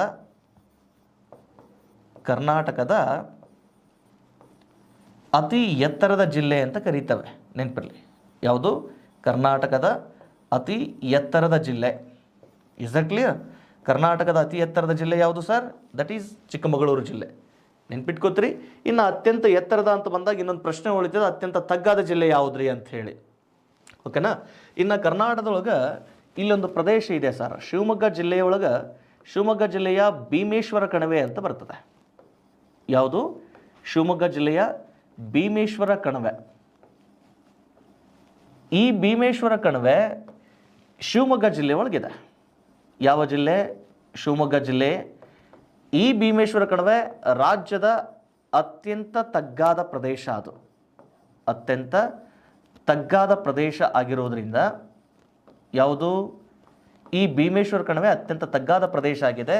ಇದು ಕಂಡುಬರೋದೆಲ್ಲಿಪ್ಪ ಅಂತಂದರೆ ಶಿವಮೊಗ್ಗ ಜಿಲ್ಲೆ ಒಳಗೆ. ಈ ತಗ್ಗಾದ ಪ್ರದೇಶ ಹೊಂದಿರುವ ಕಣಿವೆಗಳಲ್ಲಿ ಶಿವಮೊಗ್ಗ ಜಿಲ್ಲೆನೂ ಕಂಡು ಬರ್ತಾ ಇದ್ದು, ಸಮುದ್ರ ಮಟ್ಟದಿಂದ ಎತ್ತರಕ್ಕೆ ಹೋಲಿಕೆ ಮಾಡಿದ್ರೆ ಕರ್ನಾಟಕದ ಅಷ್ಟು ಜಿಲ್ಲೆಗಳಿಗೆ ಹೋಲಿಕೆ ಮಾಡಿದರೆ ಸರಾಸರಿ ಅತ್ಯಂತ ತಳಭಾಗದಲ್ಲಿರುವಂಥ ಜಿಲ್ಲೆ ಯಾವುದು ಅಂದರೆ ದಟ್ ಈಸ್ ಶಿವಮೊಗ್ಗ. ಹೀಗಾಗಿ ಶಿವಮೊಗ್ಗವನ್ನು ಕರ್ನಾಟಕದ ಅತ್ಯಂತ ತಗ್ಗಾದ ಜಿಲ್ಲೆ ಅಂತಂದೇಳಿ ಕರೀತವೆ. ಇನ್ನು ಈ ಕರ್ನಾಟಕದ ಅತ್ಯಂತ ಎತ್ತರದ ಜಿಲ್ಲೆ ಯಾವುದು ಅಂತಂದರೆ ಚಿಕ್ಕಮಗಳೂರು. ಆಮೇಲೆ ಈ ಶಿವಮೊಗ್ಗ ಜಿಲ್ಲೆಯ ವ್ಯಾಪ್ತಿಯಿಂದನೇ ಇಲ್ಲೇನಾಗ್ತವೆ, ಪಶ್ಚಿಮ ಘಟ್ಟಗಳು ಶುರುವಾಗ್ತವೆ.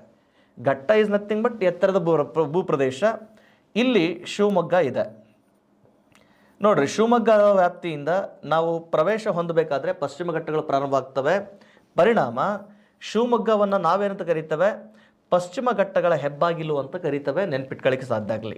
ಯಾವುದನ್ನು ನಾವು ಪಶ್ಚಿಮ ಘಟ್ಟಗಳ ಹೆಬ್ಬಾಗಿಲು ಅಂತ ಕರೀತೇವೆ ಅಂತಂದರೆ ದಟ್ ಈಸ್ ಶಿವಮೊಗ್ಗ ಜಿಲ್ಲೆಯನ್ನು ನೆನ್ಪಿಟ್ಕೊಳ್ಳಿಕ್ಕೆ ಸಾಧ್ಯ ಆಗಲಿ. ಯಾವುದು ಪಶ್ಚಿಮ ಘಟ್ಟಗಳ ಹೆಬ್ಬಾಗಿಲು ಸರ್? ಪಶ್ಚಿಮ ಘಟ್ಟಗಳ ಹೆಬ್ಬಾಗಿಲು ಅಂತೇಳಿ ಯಾವುದನ್ನು ಕರೀತೇವೆ, ದಟ್ ಈಸ್ ಶಿವಮೊಗ್ಗವನ್ನು. ಕೋಲಾರ ಜಿಲ್ಲೆಯನ್ನು ನಾವು ಪೂರ್ವದ ಬಾಗಿಲು ಅಂತ ಕರಿತೇವೆ. ಕೋಲಾರ ಜಿಲ್ಲೆಯ ಮುಳುಬಾಗಿಲನ್ನು ಪೂರ್ವದ ಹೆಬ್ಬಾಗಿಲು ಅಂತ ಕರೆದ್ರೆ ಪಶ್ಚಿಮ ಘಟ್ಟಗಳ ಹೆಬ್ಬಾಗಿಲು ಅಂತಂದೇಳಿ ನಾವು ಶಿವಮೊಗ್ಗ ಜಿಲ್ಲೆಯನ್ನು ಕರೀತೇವೆ. ಈ ಒಂದು ಪಾಯಿಂಟ್ ನೆನ್ಪಿಟ್ಕೊಳ್ಳಿಕ್ಕೆ ಸಾಧ್ಯ ಆಗಲಿ. ಇಲ್ಲಿ ನೋಡಿ, ಈ ಏನು ಪರ್ವತ ಶ್ರೇಣಿಗಳಿದಾವಲ್ವ, ಈ ಪರ್ವತಗಳನ್ನ ಇಟ್ಕೊಂಡು ನಮಗೇನು ಪ್ರಶ್ನೆ ಕೇಳ್ತಾನೆ, ಈ ಪರ್ವತಗಳನ್ನ ಇಟ್ಕೊಂಡು 2011ರ KS ಪ್ರಿಲಿಮ್ಸ್ನ ಕ್ವಶನನ್ನು ನೀವು ಗಮನಿಸ್ಬೋದು. 2011ರ KS ಪ್ರಿಲಿಮ್ಸ್ನ ಕ್ವಶನನ್ನು ನೀವು ಗಮನಿಸಿ. ಅಲ್ಲೇನು ಕೊಟ್ಟಿದ್ದಾನೆ, ಈಗ ಒಂದಿಷ್ಟು ಪರ್ವತಗಳನ್ನು ಕೊಟ್ಟಿರ್ತಾನೆ ನಾನು ಎಕ್ಸಾಂಪಲ್ ಆಗಿ. ಕುದುರೆಮುಖ, ಓಕೆ, ಕುದುರೆಮುಖ, ಆಮೇಲೆ ಬಾಬಾ ಬುಡನಗಿರಿ, ಕುದುರೆಮುಖ, ಬಾಬಾ Budangiri. Then next ರುದ್ರಗಿರಿ, then next ದೇವಿರಮ್ಮನ ಗುಡ್ಡ ಅಂತ ಕೊಟ್ಟೆ ಅಂತ ತಿಳ್ಕೊಳ್ರಿ. ದೇವಿರಮ್ಮನ ಗುಡ್ಡ, ಓಕೆನಾ? ಈಗ ನೀವು ಈ ತರಗತಿಯನ್ನು ಸರಿಯಾಗಿ ಗಮನಿಸ್ಕೊಂಡಿದ್ರಿ ಅಂತಂದರೆ ಈಗ ಕೊಡುವಂತಹ ಪ್ರಶ್ನೆಗಳಿಗೆ ನೀವು ಉತ್ತರ ಸುಲಭವಾಗಿ ಕಂಡುಹಿಡ್ಕೊಳ್ಳೋಕ್ಕೆ ಸಾಧ್ಯ ಆಗ್ತದೆ. ಹೇಗೆ ನೋಡ್ರಿ, ಕೊಟ್ಟಿರುವ ಪರ್ವತಗಳಲ್ಲಿ ಅವುಗಳ ಎತ್ತರಕ್ಕೆ ಅನುಗುಣವಾಗಿ ಆರೋಹಣ ಕ್ರಮದಲ್ಲಿ ಗುರುತಿಸಿ ಅಂತ ಪ್ರಶ್ನೆ ಕೇಳ್ತಾನೆ, ಹೌದಲ್ವಾ? ಈ ಕೊಟ್ಟಿರುವಂತಹ ಪರ್ವತಗಳಲ್ಲಿ ಅವುಗಳನ್ನು ಆರೋಹಣ ಕ್ರಮಕ್ಕೆ ಎತ್ತರಕ್ಕೆ ಅನುಗುಣವಾಗಿ ಆರೋಹಣ ಕ್ರಮದಲ್ಲಿ ಗುರುತಿಸಿ ಅಂತ ಪ್ರಶ್ನೆ ಕೇಳ್ತಾನೆ. ಆರೋಹಣ ಅಂತಂದ್ರೆ ಅರ್ಥ ಏನು? ಸಣ್ಣದ್ರಿಂದ ದೊಡ್ಡದ್ರ ಕಡೆ ಯಾವುದು ಶಿಖರ ಇದಾವಲ್ಲ ಅವುಗಳನ್ನು ಗುರುತಿಸ್ಕೊಳ್ತಕ್ಕಂಥದ್ದು. ನಮಗೆ ತುಂಬ ಸುಲಭವಾಗಿ ನೆನ್ಪಿಟ್ಕೊಂಡಿರೋದು ಏನಪ್ಪ ಅಂತಂದರೆ, ಕರ್ನಾಟಕದೊಳಗೆ ಅತ್ಯಂತ ಎತ್ತರದ ಶಿಖರ ಅಂತಂದ್ರೆ ದಟ್ ಈಸ್ ಮುಳ್ಳಯ್ಯನಗಿರಿ. ಇದೇ ಪ್ರಶ್ನೆ ಪದೇ ಕೇಳಿರೋದ್ರಿಂದ ಮುಳ್ಳಯ್ಯನಗಿರಿ ತುಂಬ ಚೆನ್ನಾಗಿ ನಮಗೆ ನೆನಪಿದೆ. ಆದರೆ ಮುಂಬರುವ ಎಕ್ಸಾಮ್ಗಳಲ್ಲಿ ಬಹುಶಃ ಏನಾದರೂ ಪ್ರಶ್ನೆಗಳನ್ನು ಕೇಳ್ತಾನೆ ಅಂತನ್ನೋದಾದರೆ ಈ ರೀತಿಯ ಪ್ರಶ್ನೆಗಳನ್ನು ಕೇಳೋ ಸಾಧ್ಯತೆಗಳು ಹೆಚ್ಚಿರ್ತವೆ. ಈ ಥರ ನಾವೇನು ಮಾಡಬೇಕು, ಗೆಸ್ ಮಾಡಿಕೊಂಡೇ ಓದೋದಕ್ಕೆ ಪ್ರಯತ್ನ ಮಾಡಿರಬೇಕು. ಇವುಗಳ ಜೊತೆಗೆ ಆಲ್ರೆಡಿ ಇದೇ ಮಾದರಿಯ ಪ್ರಶ್ನೆಯನ್ನು 2011ರ KS ಪ್ರಿಲಿಮ್ಸ್ನೊಳಗೆ ಆಲ್ರೆಡಿ ಕೇಳಿದ್ದಾನೆ. ಇನ್ನೊಂದು ಸರ್ತಿ ಅವು ಈ PSI ನಂತಹ ಎಕ್ಸಾಮ್ಗಳಿಗೆ ಈ ಥರದ ಪ್ರಶ್ನೆ ರಿಪೀಟ್ ಆಗೋ ಸಾಧ್ಯತೆಗಳು ಇರ್ತವೆ. ಎಸ್ ನೋಡಿರಿ, ಈಗ ನೀವು ಗಮನಿಸ್ಬೋದು. ಈಗ ಇಲ್ಲಿ ಯಾವ್ಯಾವ ಶಿಖರಗಳು ಅವುಗಳ ಎತ್ತರಕ್ಕೆ ಅನುಗುಣವಾಗಿ ಅಂತ ಬಂದಾಗ ಗಮನಿಸಿ. ಇಲ್ಲಿ ಕುದುರೆಮುಖ 1892 ಮೀಟ್ರು, ಬಾಬಾ ಬುಡನಗಿರಿ 1894 ಮೀಟ್ರ್ ಇದೆ. ಈಗ 1094 ಇದು 1094 ಮೀಟ್ರ್, ಓಕೆನಾ? ಯಾವ್ದು ಇದು 1894 ಮೀಟ್ರ್ ಇದೆ, ಓಕೆ. ದೆನ್ ಕುದುರೆಮುಖ ಇದು 1892 ಮೀಟ್ರ್ ಇದೆ. ದೇವಿರಮ್ಮನಗುಡ್ಡ ಇದು 1817 ಮೀಟ್ರ್ ಇದೆ.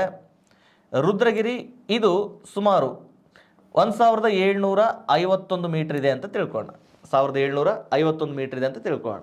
ಈಗ ಇವುಗಳನ್ನು ಆರೋಹಣ ಕ್ರಮದಲ್ಲಿ ಕ್ರಮವಾಗಿ ಗುರುತಿಸಿ ಅಂತ ಬಂದಾಗ ಫಸ್ಟ್ ಯಾವುದಾಗಿರ್ತದೆ? ರುದ್ರಗಿರಿ. ಎರಡನೇದು ಯಾವುದಾಗ್ತದೆ? ದೆನ್ ದೇವಿರಮ್ಮನಗುಡ್ಡ. ಮೂರನೇದು ಕುದುರೆಮುಖ. ನಾಲ್ಕನೇದು ಬಾಬಾ ಬುಡನಗಿರಿ. ಈ ಥರ ಪ್ರಶ್ನೆಗಳನ್ನು ಕೇಳೋ ಸಾಧ್ಯತೆಗಳಿರ್ತವೆ.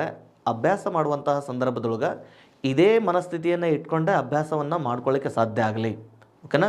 ಎಷ್ಟೋ ವಿದ್ಯಾರ್ಥಿಗಳಲ್ಲಿ ಅತಿ ದೊಡ್ಡ ಸಮಸ್ಯೆ ಏನು, ಪ್ರಶ್ನೆ ಏನು ಅಂತಂದರೆ, ಸರ್ ನಾವು ವಿಷಯಗಳನ್ನು ಓದ್ಕೊತೇವೆ ನೆನ್ಪಿಟ್ಕೊಳ್ಳೋಕೆ ಆಗ್ತಾ ಇಲ್ಲ ಸರ್ ಅಂತ ಹೇಳಿ. ವಿಷಯವನ್ನು ಓದ್ಕೊಂಡ್ಮೇಲೆ ವಿಷಯ ನೆನ್ಪಿಟ್ಕೊಳ್ಳೋದು ಹೇಗೆ ಅಂತ ಬಂದಾಗ ನೀವು ಓದುವ ವಿಷಯದ ಮೇಲೆ ಹೇಗೆ ಪ್ರಶ್ನೆಗಳನ್ನು ಕೇಳ್ಬೋದು ಎನ್ನುವ ಮನಸ್ಥಿತಿಯನ್ನು ಇಟ್ಕೊಂಡು ಅಭ್ಯಾಸ ಮಾಡಿರಿ. ಆಗ ನೀವು ಓದಿದಂತಹ ವಿಷಯದ ಮೇಲೆ ನಿಮಗೆ ಕಾನ್ಫಿಡೆಂಟ್ ಹೆಚ್ಚಾಗ್ತದೆ. ಓದುವ ವಿಷಯದ ಮೇಲೆ ಈ ವಿಷಯ ನಾನು ಓದ್ತಾ ಇದ್ದೀನಿ ಅಂದಮೇಲೆ ಇದ್ರ ಮೇಲೆ ಏನು ಪ್ರಶ್ನೆಗಳನ್ನು ಕೇಳಬಹುದು, ಈ ರೀತಿಯ ಪ್ರಶ್ನೆಗಳನ್ನು ಹೇಗೆ ಕೇಳಬಹುದು ಅನ್ನೋದನ್ನು ನೀವು ಗಮನದಲ್ಲಿ ಇಟ್ಕೋಬೇಕಾಗಿತ್ತಂದ್ರೆ ಒಂದಿಷ್ಟು ಹಳೆಯ ಪ್ರಶ್ನೆ ಪತ್ರಿಕೆಗಳನ್ನು ಗಮನದಲ್ಲಿ ಇಟ್ಕೊಳ್ಳಿಕ್ಕೆ ಸಾಧ್ಯ ಆಗಲಿ. ಹಳೆಯ ಪ್ರಶ್ನೆ ಪತ್ರಿಕೆಗಳನ್ನು ಒಂದಿಷ್ಟು ನೋಡ್ರಿ, ಯಾವ್ಯಾವ ವಿಷಯದೊಳಗೆ ಯಾವ್ಯಾವ ರೀತಿಯ ಪ್ರಶ್ನೆಗಳು ಅಪ್ಡೇಟೆಡ್ ಆಗಿದ್ದಾವೆ ಅಂತಂದೇಳಿ ಗಮನಿಸ್ಕೋಬೇಕು. ಆ ಪ್ರಶ್ನೆ ಮತ್ತೆ ನಾವು ಓದುವ ವಿಷಯದೊಳಗೆ ಯಾವ ರೀತಿ ಅನ್ವಯ ಮಾಡಬಹುದು ಅನ್ನೋದನ್ನು ಗುರುತಲ್ಲಿ ಇಟ್ಕೋಬೇಕು, ಅಭ್ಯಾಸ ಮಾಡಲಿಕ್ಕೆ ಸಾಧ್ಯ ಆಗಿರಬೇಕು. ಇದಿಷ್ಟು ಕರ್ನಾಟಕದ ಪಶ್ಚಿಮ ಘಟ್ಟಗಳ ವ್ಯಾಪ್ತಿಯಲ್ಲಿ ಕಂಡುಬರುವ ಪರ್ವತಗಳಾದರೆ ಇವುಗಳ ಜೊತೆಗೆ ಮತ್ತೆ ಈ ವ್ಯಾಪ್ತಿಯಲ್ಲಿ ಕಂಡುಬರುವಂತಹ ಶಿಖರಗಳು ಅಂತ ಬಂದಾಗ, ಈ ವ್ಯಾಪ್ತಿಯಲ್ಲಿ ಕಂಡುಬರುವಂತಹ ಶಿಖರಗಳು ನೋಡ್ರಿ, ಇಷ್ಟೇ ಅಲ್ಲದೆ ಕರ್ನಾಟಕದ ಪಶ್ಚಿಮ ಘಟ್ಟಗಳ ವ್ಯಾಪ್ತಿಯಲ್ಲಿ ಕಂಡುಬರುವಂತಹ ಇನ್ನಿತರ ಶಿಖರಗಳು ಅಂತ ಬಂದಾಗ, ಈ ಪಶ್ಚಿಮ ಘಟ್ಟಗಳ ವ್ಯಾಪ್ತಿಯಲ್ಲಿ ಕಂಡುಬರುವ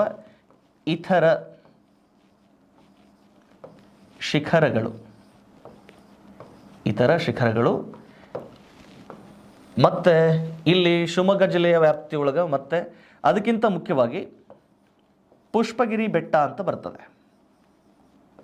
ಯಾವುದು ಸರ್? ಪುಷ್ಪಗಿರಿ ಬೆಟ್ಟ. ಈ ಪುಷ್ಪಗಿರಿ ಬೆಟ್ಟ ಇದು 1713 ಮೀಟರ್ಗಳಷ್ಟು ಎತ್ತರ ಇದೆ. ಇದು ಯಾವ ಜಿಲ್ಲೆ ಅಂತಂದರೆ ಕೊಡಗು ಜಿಲ್ಲೆ ಒಳಗೆ. ಇಲ್ಲಿದು ಕೊಡಗು ಜಿಲ್ಲೆ ಒಳಗಿದೆ. ಅದಾದಮೇಲೆ ನೆಕ್ಸ್ಟ್ ಬ್ರಹ್ಮಗಿರಿ ಶಿಖರ ಅಂತ ಹೇಳಿ, ಯಾವುದು? ಬ್ರಹ್ಮಗಿರಿ ಬೆಟ್ಟ ಅಥವಾ ಬ್ರಹ್ಮಗಿರಿ ಶಿಖರ ಅಂತ ಹೇಳಿ. ಈ ಬ್ರಹ್ಮಗಿರಿ ಬೆಟ್ಟ ಅಥವಾ ಬ್ರಹ್ಮಗಿರಿ ಶಿಖರ ಸುಮಾರು 1344 ಮೀಟರ್ಗಳಷ್ಟು ಎತ್ತರ ಇದೆ. 1355 ಮೀಟರ್ಗಳಷ್ಟು ಎತ್ತರ ಇದೆ. ಯಾವುದು? ಬ್ರಹ್ಮಗಿರಿ ಶಿಖರ. ಇದು ಕೂಡ ಕೊಡಗು ಜಿಲ್ಲೆ ಒಳಗಿದೆ. ನೆಕ್ಸ್ಟು ಇನ್ನೊಂದು ಶಿಖರ, ದಟ್ ಈಸ್ ಕೊಡಚಾದ್ರಿ ಅಂತ ಬರ್ತದೆ. ಯಾವುದು? ಕೊಡಚಾದ್ರಿ ಅಂತ ಹೇಳಿ. ಈ ಕೊಡಚಾದ್ರಿ ಶಿಖರ 1344 ಮೀಟರ್ಗಳಷ್ಟು ಎತ್ತರ ಇದೆ. ಇದು ಯಾವ ಜಿಲ್ಲೆಯಲ್ಲಿಪ್ಪ ಅಂತಂದರೆ ಶಿವಮೊಗ್ಗ ಜಿಲ್ಲೆ ಒಳಗೆ. ರೀಸೆಂಟಾಗಿ ಬಹುಶಃ KSRPPSIನೋ ಅಥವಾ PSI ಎಕ್ಸಾಮ್ಗಳಲ್ಲಿ ಅಥವಾ ಯಾವುದೋ ಒಂದು ಪೊಲೀಸ್ ಡಿಪಾರ್ಟ್ಮೆಂಟ್ನ ಎಕ್ಸಾಮ್ಗಳಲ್ಲಿ ಇದು ಪ್ರಶ್ನೆ ಕೇಳಿದ ನೋಡ್ರಿ. ಕೊಡಚಾದ್ರಿ ಇದು ಯಾವ ಜಿಲ್ಲೆಯಲ್ಲಿ ಕಂಡುಬರುವ ಶಿಖರ ಅಂತ ಪ್ರಶ್ನೆ ಮಾಡಿದ್ದಾನೆ. ಕೊಡಚಾದ್ರಿ ಇದು ಯಾವ ಜಿಲ್ಲೆಯಲ್ಲಿಪ್ಪ ಅಂತಂದರೆ ಶಿವಮೊಗ್ಗ ಜಿಲ್ಲೆಯಲ್ಲಿ ಕಂಡುಬರುವಂತಹ ಶಿಖರ. ಆದ್ಮೇಲೆ ಈ ತರಗತಿಯ ವ್ಯಾಪ್ತಿಯಲ್ಲಿದ್ದಾಗ ಇವು ವಿಷಯವನ್ನು ನೀಟಾಗಿ ಗಮನಿಸಿ. ವಿಷಯ ಕಂಪ್ಲೀಟ್ ಆದಮೇಲೆ ಮತ್ತೆ ಇದೇ ವಿಡಿಯೋವನ್ನು ಯೂಟ್ಯೂಬೊಳಗೆ ಅಪ್ಲೋಡ್ ಮಾಡಿದಂಥ ಸಂದರ್ಭದೊಳಗೆ ಇವುಗಳನ್ನು ನೀಟಾಗಿ ನೋಟ್ ಮಾಡ್ಕೊಳ್ಳೋಕ್ಕೆ ಸಾಧ್ಯ ಆಗಲಿ. ಇನ್ನೂ ಒಂದು ಹೆಜ್ಜೆ ಮುಂದೆ ಹೋಗಿ ನಮ್ಮ ಸಂಸ್ಥೆ ನಿಮಗೆ ಎಷ್ಟು ಸಾಧ್ಯ ಆದರೆ ಅನುಕೂಲ ಆಗುತ್ತೆ ಅನ್ನೋದನ್ನು ಪ್ರಯತ್ನ ಮಾಡೋದರಲ್ಲಿ ನಮ್ಮ ಈ ತರಗತಿಗಳ ನೋಟ್ಸ್ಗಳನ್ನು ಕೂಡ ನಿಮಗೆ ಪ್ರೊವೈಡ್ ಮಾಡ್ತಾ ಇದೆ. ತುಂಬ ಸುಲಭವಾಗಿ ಅಧ್ಯಯನ ಮಾಡ್ಕೊಳ್ಳೋದಕ್ಕೆ ಸ್ಟಡಿ ಮೆಟೀರಿಯಲ್ ಕೂಡ ಲಭ್ಯ ಇದೆ. ನಿಮಗೆ ಅದನ್ನು ಯುಟಿಲೈಸ್ ಮಾಡ್ಕೊಳ್ಳಿ. ಈ ತರಗತಿ ಮುಗಿದ ನಂತರ ಈ ವಿಷಯಕ್ಕೆ ಸಂಬಂಧಪಟ್ಟ ಹಾಗೆ ನೋಟ್ಸು ಕೂಡ ನಿಮಗೆ ಲಭ್ಯ ಇರ್ತದೆ. ಓಕೆನಾ? ಸೊ ನೆಕ್ಸ್ಟ್ ಇನ್ನು ಪುಷ್ಪಗಿರಿ ಬೆಟ್ಟ, ಬ್ರಹ್ಮಗಿರಿ ಬೆಟ್ಟ ನೋಡ್ರಿ. ಪುಷ್ಪಗಿರಿ ಬೆಟ್ಟ ಏನೈತಲ್ಲ, ಇಲ್ಲಿ ಕರ್ನಾಟಕದ ಪ್ರಮುಖ ನದಿ, ಆಮೇಲೆ ಕಾವೇರಿಯ ಉಪನದಿಯಾಗಿರುವಂಥ ಲಕ್ಷ್ಮಣ ತೀರ್ಥ ಉಗಮಗೊಳ್ಳುವಂತಹ ಸ್ಥಳ. ಇನ್ನು ಬ್ರಹ್ಮಗಿರಿ ಬೆಟ್ಟ ಕಾವೇರಿ ನದಿಯ ಉಗಮ ಸ್ಥಾನ. ಇದು ಈ ನಾವೇನು ಕರಿತೀವಲ್ಲ ತಲಕಾವೇರಿಯ ವ್ಯಾಪ್ತಿ ಅಂತ ಹೇಳಿ, ಆ ತಲಕಾವೇರಿಯ ವ್ಯಾಪ್ತಿಯಲ್ಲಿ ಕಂಡುಬರ್ತದೆ. ಬ್ರಹ್ಮಗಿರಿ ಬೆಟ್ಟಗಳ ವ್ಯಾಪ್ತಿಯಲ್ಲಿ ಕಂಡುಬರ್ತದೆ. ಇದು ಕೊಡಗು ಮತ್ತು ಕೊಡಗು ಜಿಲ್ಲೆಯ ವ್ಯಾಪ್ತಿಯೊಳಗೆ. ಈ ಪುಷ್ಪಗಿರಿ ಬೆಟ್ಟ ಅಥವಾ ಬ್ರಹ್ಮಗಿರಿ ಬೆಟ್ಟಗಳ ವ್ಯಾಪ್ತಿಯನ್ನು ಇವಾಗ ನಾವು ವನ್ಯಜೀವಿ ಧಾಮಕ್ಕೂ ಕೂಡ ನಾವು ಅದನ್ನು ಕನ್ಸಿಡರ್ ಮಾಡ್ತೇವೆ. ರೀಸೆಂಟಾಗಿ ಒಂದು ಯಾವುದೋ ಎಕ್ಸಾಮಲ್ಲಿ ಪ್ರಶ್ನೆ ಕೇಳಿದ, ಬ್ರಹ್ಮಗಿರಿ ವನ್ಯಜೀವಿ ಧಾಮ ಯಾವ ರಾಜ್ಯದಲ್ಲಿ ಕಂಡುಬರುತ್ತೆ ಅಂತ ಹೇಳಿ. ಈ ಬ್ರಹ್ಮಗಿರಿ ವನ್ಯಜೀವಿ ಧಾಮನೂ ಕೂಡ ಎಲ್ಲಿಪ್ಪ ಅಂತಂದರೆ ಕರ್ನಾಟಕ ರಾಜ್ಯದಲ್ಲಿ, ಅದರಲ್ಲಿಯೂ ಮುಖ್ಯವಾಗಿ ಕೊಡಗು ಜಿಲ್ಲೆಯೊಳಗೆ. ಸೊ ಪುಷ್ಪಗಿರಿ ವನ್ಯಜೀವಿ ಧಾಮ, ಬ್ರಹ್ಮಗಿರಿ ವನ್ಯಜೀವಿ ಧಾಮ ಎರಡೂ ಇರೋದು ಕೂಡ ಕೊಡಗು ಜಿಲ್ಲೆಯ ವ್ಯಾಪ್ತಿಯಲ್ಲಿನೇ. ಸೊ ಇದಿಷ್ಟು ಕರ್ನಾಟಕದ ವ್ಯಾಪ್ತಿಯಲ್ಲಿ ಕಂಡುಬರುವಂತಹ ಕೆಲವೊಂದು ಶಿಖರಗಳಿಗೆ ಸಂಬಂಧಪಟ್ಟಂತಹ ಒಂದಿಷ್ಟು ಮಾಹಿತಿಯನ್ನು ಇಲ್ಲಿ ಚರ್ಚೆ ಮಾಡಲಿಕ್ಕೆ ಪ್ರಯತ್ನ ಮಾಡಿದ್ದಾನೆ. ಇವು ಕರ್ನಾಟಕದ ಭೂ ವ್ಯಾಪ್ತಿಯಲ್ಲಿ ಅಥವಾ ಪಶ್ಚಿಮ ಘಟ್ಟಗಳ ವ್ಯಾಪ್ತಿಯಲ್ಲಿ ಕಂಡುಬರುವಂತಹ ಪ್ರಮುಖ ಶಿಖರಗಳು. ಮತ್ತೊಂದು ಸರ್ತಿ ಇಲ್ಲಿ ರಿವಿಷನ್ ಮಾಡಿರ್ತೇನೆ, ನೆನ್ಪಿಟ್ಕೊಳ್ಳಿ. ಯಾವ್ಯಾವ ಶಿಖರಗಳು ಕರ್ನಾಟಕದ ವ್ಯಾಪ್ತಿಯಲ್ಲಿ ಕಂಡುಬರೋದು ಪಶ್ಚಿಮ ಘಟ್ಟಗಳ ವ್ಯಾಪ್ತಿಯಲ್ಲಿ ಅಂತ ಬಂದಾಗ ನೋಡ್ರಿ. ಪಶ್ಚಿಮ ಘಟ್ಟಗಳ ವ್ಯಾಪ್ತಿಯೊಳಗೆ ಮುಳ್ಳಯ್ಯನಗಿರಿ ಶಿಖರ, ಇದು 1913 ಮೀಟರ್ಗಳಷ್ಟು ಎತ್ತರ ಇದೆ. ಆಮೇಲೆ ಬಾಬಾ ಬುಡನಗಿರಿ, ಕಲ್ಲತ್ತಗಿರಿ, ಕುದುರೆಮುಖ, ದೇವಿರಮ್ಮನಗುಡ್ಡ, ರುದ್ರಗಿರಿ, ಇವು ಅಷ್ಟು ಪರ್ವತಗಳು ಕಂಡುಬರೋದೆಲ್ಲಪ್ಪ ಅಂದರೆ ಚಿಕ್ಕಮಗಳೂರು ಜಿಲ್ಲೆಯಲ್ಲಿನೇ ಕಂಡುಬರ್ತವೆ. ಇನ್ನು ಈ ಕಾರಣಕ್ಕಾಗಿ ಚಿಕ್ಕಮಗಳೂರು ಜಿಲ್ಲೆ ಸರಾಸರಿ ಎಲ್ಲ ಜಿಲ್ಲೆಗಳಿಗೆ ಹೋಲಿಕೆ ಮಾಡಿದರೆ ಸಮುದ್ರ ಮಟ್ಟದಿಂದ ಎತ್ತರದಲ್ಲಿರೋದರಿಂದ ಚಿಕ್ಕಮಗಳೂರು ಜಿಲ್ಲೆಯನ್ನು ಕರ್ನಾಟಕದ ಎತ್ತರದ ಜಿಲ್ಲೆ ಅಂತ ಕರೀತವೆ. ಇನ್ನು ಕರ್ನಾಟಕದಲ್ಲಿ ಅತ್ಯಂತ ತಗ್ಗಾದ ಪ್ರದೇಶ ಅಂದರೆ ಶಿವಮೊಗ್ಗ ಜಿಲ್ಲೆಯ ಭೀಮೇಶ್ವರ ಕಣಿವೆ. ಶಿವಮೊಗ್ಗ ಜಿಲ್ಲೆ ಕರ್ನಾಟಕದ ಇತರ ಎಲ್ಲ ಜಿಲ್ಲೆಗಳ ಹೋಲಿಕೆ ಮಾಡಿದರೆ ಸರಾಸರಿಯಲ್ಲಿ ಅತ್ಯಂತ ತಗ್ಗಾದ ಭೂಪ್ರದೇಶದ ವ್ಯಾಪ್ತಿಯಲ್ಲಿ ಇರೋದ್ರಿಂದ ಶಿವಮೊಗ್ಗ ಜಿಲ್ಲೆಯನ್ನು ನಾವು ಕರ್ನಾಟಕದ ಅತ್ಯಂತ ತಗ್ಗಾದ ಜಿಲ್ಲೆ ಅಂತಂದೇಳಿ ಗುರುತಿಸ್ತವೆ. ಅಷ್ಟೇ ಅಲ್ಲದೆ ಶಿವಮೊಗ್ಗವನ್ನು ನಾವು ಪಶ್ಚಿಮ ಘಟ್ಟಗಳ ಹೆಬ್ಬಾಗಿಲು ಅಂತಂದೇಳಿ ಕರೀತೇವೆ. ಇದೊಂದಿಷ್ಟು ಪಾಯಿಂಟ್ ನೆನ್ಪಿಟ್ಕೊಳ್ಳಿಕ್ಕೆ ಸಾಧ್ಯ ಆಗಲಿ. ಅದಾದಮೇಲೆ ಇನ್ನು ಈ ಪಶ್ಚಿಮ ಘಟ್ಟಗಳ ವ್ಯಾಪ್ತಿಯಲ್ಲಿ ಕಂಡುಬರುವಂತಹ ಪ್ರಮುಖ ಶಿಖರಗಳು ಅಂತ ಬಂದಾಗ ನೆನಪಿರಲಿ, ಪುಷ್ಪಗಿರಿ ಬೆಟ್ಟ 1713 ಮೀಟರ್ಗಳಷ್ಟು ಎತ್ತರ ಇದ್ದು ಕೊಡಗು ಜಿಲ್ಲೆಯಲ್ಲಿದೆ. ಅದಾದಮೇಲೆ ಬ್ರಹ್ಮಗಿರಿ ಬೆಟ್ಟ 1355 ಮೀಟರ್ಗಳಷ್ಟು ಎತ್ತರ ಇದ್ದು ಅದು ಕೂಡ ಕೊಡಗು ಜಿಲ್ಲೆಯಲ್ಲಿ. ಅದಾದಮೇಲೆ ಕೊಡಚಾದ್ರಿ ಬೆಟ್ಟ 1344 ಮೀಟರ್ಗಳಷ್ಟು ಎತ್ತರ ಇದ್ದು ಇದು ಕೂಡ ಶಿವಮೊಗ್ಗ ಜಿಲ್ಲೆಯ ವ್ಯಾಪ್ತಿಯಲ್ಲಿ ಕಂಡುಬರ್ತದೆ. ಇನ್ನು ಈ ಕರ್ನಾಟಕದ ವ್ಯಾಪ್ತಿಯೊಳಗೆ ಬಿಳಿಗಿರಿ ರಂಗನ ಬೆಟ್ಟ, ಆನಂತರ ಮಲೆ ಮಹದೇಶ್ವರ ಬೆಟ್ಟಗಳು ಇವು ಎರಡೂ ಕರ್ನಾಟಕದ ವ್ಯಾಪ್ತಿಯಲ್ಲಿದ್ದು ಬಟ್ ಅವುಗಳೇನಾಗಿದ್ದಾವೆ ಪೂರ್ವ ಘಟ್ಟಗಳ ವ್ಯಾಪ್ತಿಯಲ್ಲಿ ಕಂಡುಬರ್ತವೆ. ಓಕೆನಾ. ಕರ್ನಾಟಕದ ಪೂರ್ವ ಘಟ್ಟಗಳ ವ್ಯಾಪ್ತಿಯಲ್ಲಿ ಕಂಡುಬರುವ ಜಿಲ್ಲೆಯ ವ್ಯಾಪ್ತಿ ಅಂತ ಬಂದಾಗ ದಟ್ ಈಸ್ ಚಾಮರಾಜನಗರ. ಈ ಚಾಮರಾಜನಗರ ಜಿಲ್ಲೆ ಕರ್ನಾಟಕದ ಪೂರ್ವ ಘಟ್ಟಗಳ ವ್ಯಾಪ್ತಿಯಲ್ಲಿದ್ದು ಈ ಪೂರ್ವ ಘಟ್ಟಗಳ ವ್ಯಾಪ್ತಿಯಲ್ಲಿ ಕಂಡುಬರುವ ಪ್ರಮುಖ ಶಿಖರಗಳು ಅಂತ ಬಂದಾಗ ಬಿಳಿಗಿರಿ ರಂಗನ ಬೆಟ್ಟ ಮತ್ತು ಮಲೆ ಮಹದೇಶ್ವರ ಬೆಟ್ಟಗಳು. ಇವೊಂದು ಸ್ವಲ್ಪ ನೆನ್ಪಿಟ್ಕೊಳ್ಳಿ. ಇನ್ನು ಕರ್ನಾಟಕದ ವ್ಯಾಪ್ತಿಯಲ್ಲಿ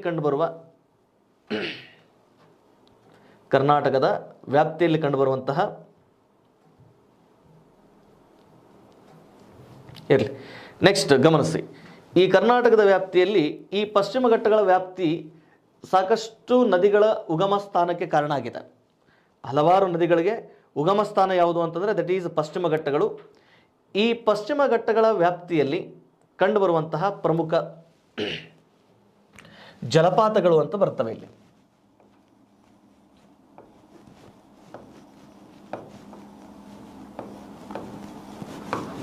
ಪಶ್ಚಿಮ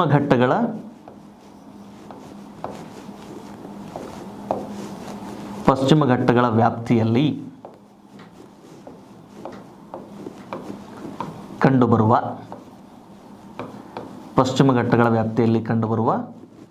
ಪ್ರಮುಖ ಜಲಪಾತಗಳು. ಓಕೆನಾ. ಯಾವ್ಯಾವ ಜಲಪಾತಗಳು ಈ ವ್ಯಾಪ್ತಿಯಲ್ಲಿ ಕಂಡುಬರ್ತವೆ ಅಂತ ಹೇಳಿ ಸ್ವಲ್ಪ ಅವುಗಳನ್ನು ಗಮನಿಸ್ಕೊಳ್ಳೋಣ. ಯಾವ್ಯಾವ ಜಲಪಾತಗಳು ಈ ವ್ಯಾಪ್ತಿಯಲ್ಲಿ ಕಂಡುಬರ್ತಾ ಇದ್ದಾವೆ. ಓಕೆ, ಯಾವುದಿದು ಕರ್ನಾಟಕದ ಪಶ್ಚಿಮ ಘಟ್ಟಗಳ ವ್ಯಾಪ್ತಿಯಲ್ಲಿ ಬಂದಾಗ ಇಲ್ಲಿ ಕಂಡುಬರುವ ಪ್ರಮುಖ ಜಲಪಾತಗಳು ಅಂತ ಬಂದಾಗ ನೆನಪಲ್ಲಿರಲಿ, ಇಲ್ಲಿ ಮೊದಲನೇದು ಜಲಪಾತ ದಟ್ ಈಸ್ ಕುಂಚಿಕಲ್ ಜಲಪಾತ ಅಂತ ಕಂಡುಬರ್ತದೆ. ಯಾವುದು ಸರ್? ಕುಂಚಿಕಲ್ ಜಲಪಾತ ಅಂತ ಹೇಳಿ. ಈ ಕುಂಚಿಕಲ್ ಜಲಪಾತ at present updated current affairs ಆಮೇಲೆ ಜಾಗ್ರಫಿಯ ಮಾಹಿತಿ. ಇದು ಯಾವುದು ಕುಂಚಿಕಲ್ ಜಲಪಾತ. ನಾವು ಇದುವರೆಗೆ ಕರ್ನಾಟಕದಲ್ಲಿ ಜೋಗ್ ಫಾಲ್ಸನ್ನು ಅಥವಾ ಜೋಗ ಜಲಪಾತವನ್ನು ಅತ್ಯಂತ ಎತ್ತರದ ಜಲಪಾತ ಅಂತಂದೇಳಿ ಗುರುತಿಸ್ಕೊಂಡಿದ್ವಿ, ಹೌದಾ? ಆದರೆ ಪ್ರಸ್ತುತ ಗಮನದಲ್ಲಿರಲಿ, ಕುಂಚಿಕಲ್ ಜಲಪಾತ ಇದು ಸುಮಾರು 455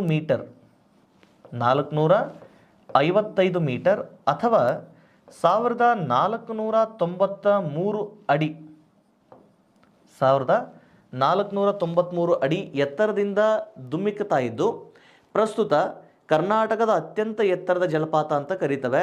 this is not only in Karnataka the highest falls, this is also the highest falls of India ಅಂತ ಕರೀತವೆ.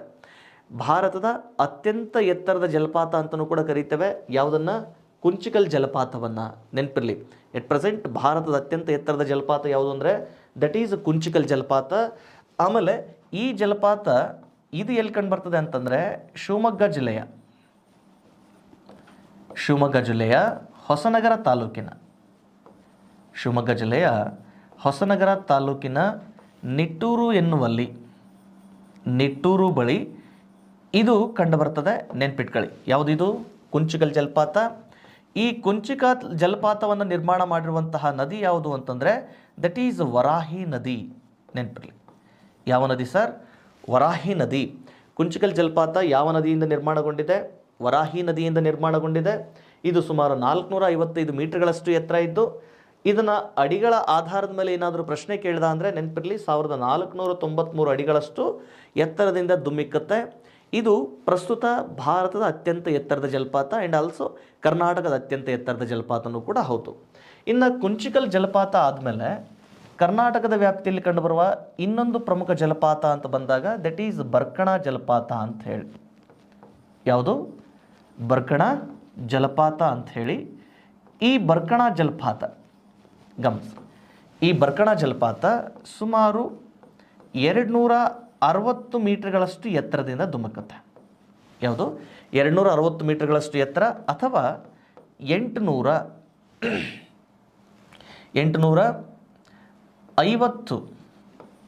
ಅಡಿಗಳಷ್ಟು ಎತ್ತರದಿಂದ ಧುಮುಕುತ್ತೆ. 850 ಅಡಿಗಳಷ್ಟು ಎತ್ತರದಿಂದ ಧುಮುಕುತ್ತೆ. ಈ ಜಲಪಾತ ಪ್ರಸ್ತುತ ಇದು ಎಲ್ಲಿರೋದಪ್ಪ ಅಂತಂದರೆ ಶಿವಮೊಗ್ಗ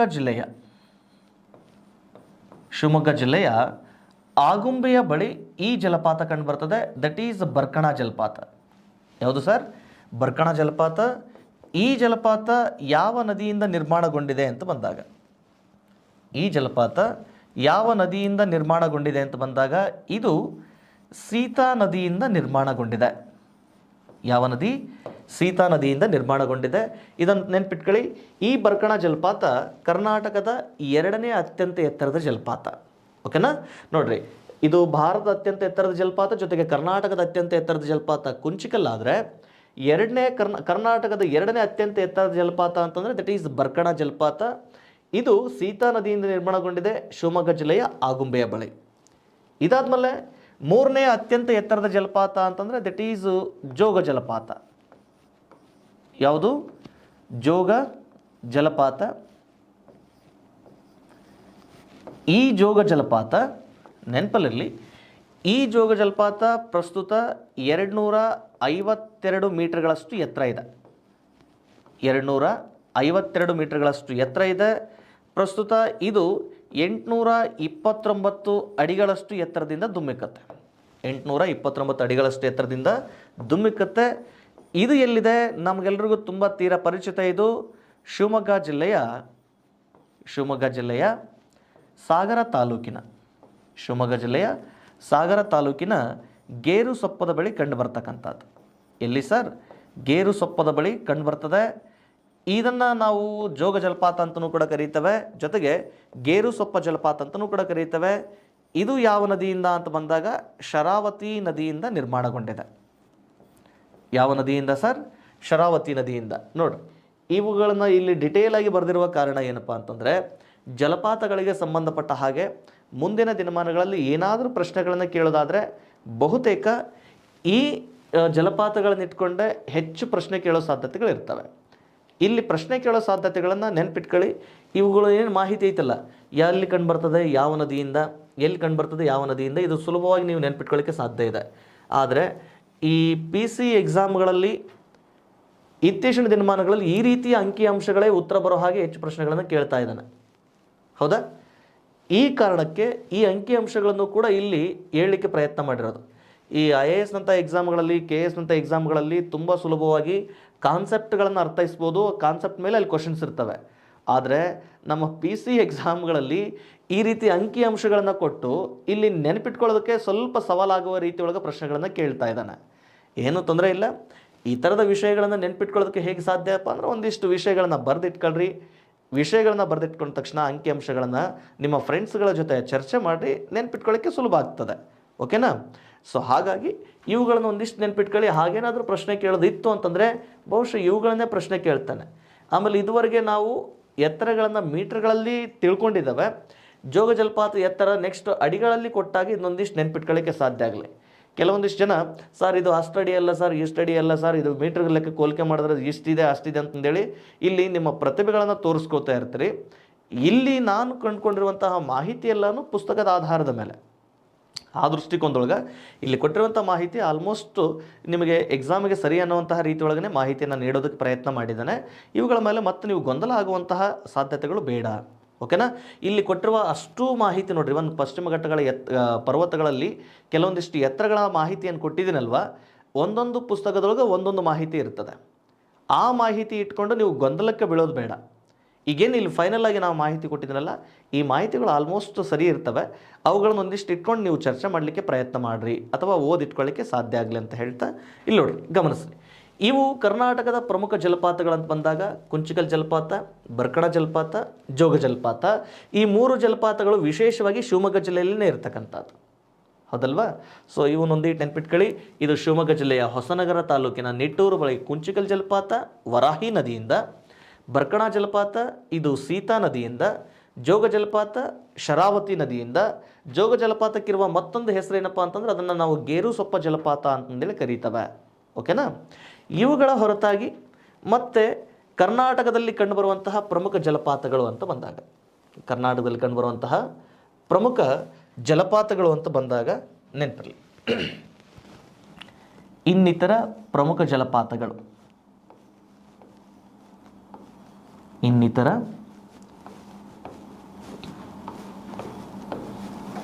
ಪ್ರಮುಖ ಜಲಪಾತಗಳು, ಇನ್ನಿತರ ಪ್ರಮುಖ ಜಲಪಾತಗಳು. ಇದು ಎಲ್ಲಿದ್ದು? ಕರ್ನಾಟಕದ ಪಶ್ಚಿಮ ಘಟ್ಟಗಳ ವ್ಯಾಪ್ತಿಯಲ್ಲಿ ಕಂಡುಬರುವಂತಹ ಪ್ರಮುಖ ಜಲಪಾತಗಳ ವ್ಯಾಪ್ತಿ ಅಂತ ಬಂದಾಗ ಇಲ್ಲಿ ಒಂದಿಷ್ಟು ನೆನ್ಪಿಟ್ಕೊಳ್ಳಿಕ್ಕೆ ಸಾಧ್ಯ ಆಗಲಿ. ಒಂದು ಕಡೆ ಜಲಪಾತ, ನದಿ ಮತ್ತು ಜಿಲ್ಲೆಗಳ ವ್ಯಾಪ್ತಿಯನ್ನು ಕೊಟ್ಟಿರ್ತಾನೆ. ಅದರಲ್ಲಿ ಮುಖ್ಯವಾಗಿ ನೆನಪಿರಲಿ ಲಾಲ್ಗುಳಿ ಜಲಪಾತ ಅಂಥೇಳಿ. ಯಾವ ಜಲಪಾತ? ಲಾಲ್ಗುಳಿ ಜಲಪಾತ. ಇದು ಯಾವ ನದಿಯಿಂದ ಅಂತ ಬಂದಾಗ ಕಾಳಿ ನದಿಯಿಂದ ನಿರ್ಮಾಣಗೊಂಡಿದೆ. ಇದು ಯಾವ ಜಿಲ್ಲೆ ಅಂತಂದರೆ ದಟ್ ಈಸ್ ಉತ್ತರ ಕನ್ನಡ ಜಿಲ್ಲೆ. ಯಾವ ಜಲಪಾತ? ಲಾಲ್ಗುಳಿ ಜಲಪಾತ. ಇದು ಕಾಳಿ ನದಿಯಿಂದ ಯಾವ ಜಿಲ್ಲೆಯಲ್ಲಿದೆ? ಉತ್ತರ ಕನ್ನಡ ಜಿಲ್ಲೆಯಲ್ಲಿದೆ. ಲಾಲ್ಗುಳಿ ಜಲಪಾತ ಆದಮೇಲೆ ದೆನ್ ನೆಕ್ಸ್ಟ್ ಮತ್ತೆ ಸಾತೊಡ್ಡಿ ಜಲಪಾತ ಅಂತ ಬರ್ತದೆ. ಯಾವುದು ಸರ್? ಸಾತೊಡ್ಡಿ ಜಲಪಾತ. ಈ ಸಾತೊಡ್ಡಿ ಜಲಪಾತನೂ ಕೂಡ ಕಾಳಿ ನದಿಯಿಂದ ನಿರ್ಮಾಣಗೊಂಡಿದೆ. ಇದು ಕೂಡ ಉತ್ತರ ಕನ್ನಡ ಜಿಲ್ಲೆಯಲ್ಲಿ ಇರ್ತಕ್ಕಂಥದ್ದು. ಯಾವುದು? ಉತ್ತರ ಕನ್ನಡ ಜಿಲ್ಲೆಯಲ್ಲಿ. ದೆನ್ ನೆಕ್ಸ್ಟ್ ಸರ್ ಮೂರನೇದ್ದು ಮಾಗೋಡು ಜಲಪಾತ ಅಂಥೇಳಿ. ಯಾವುದು? ಮಾಗೋಡು ಜಲಪಾತ. ಈ ಮಾಗೋಡು ಜಲಪಾತ ಇದು ಬೇಡ್ತಿ ನದಿಯಿಂದ ನಿರ್ಮಾಣಗೊಂಡಿದೆ. ಯಾವುದು? ಬೇಡ್ತಿ ನದಿ. ಬೇಡ್ತಿ ನದಿ ಇದನ್ನು ನಾವು ಗಂಗಾವಳಿ ಅಂತಲೂ ಕೂಡ ಕರೀತೇವೆ, ಶಾಲ್ಮಲಾ ಅಂತಲೂ ಕೂಡ ಕರೀತೇವೆ. ಯಾವ ನದಿಗೆ? ಬೇಡ್ತಿ ನದಿಗೆ.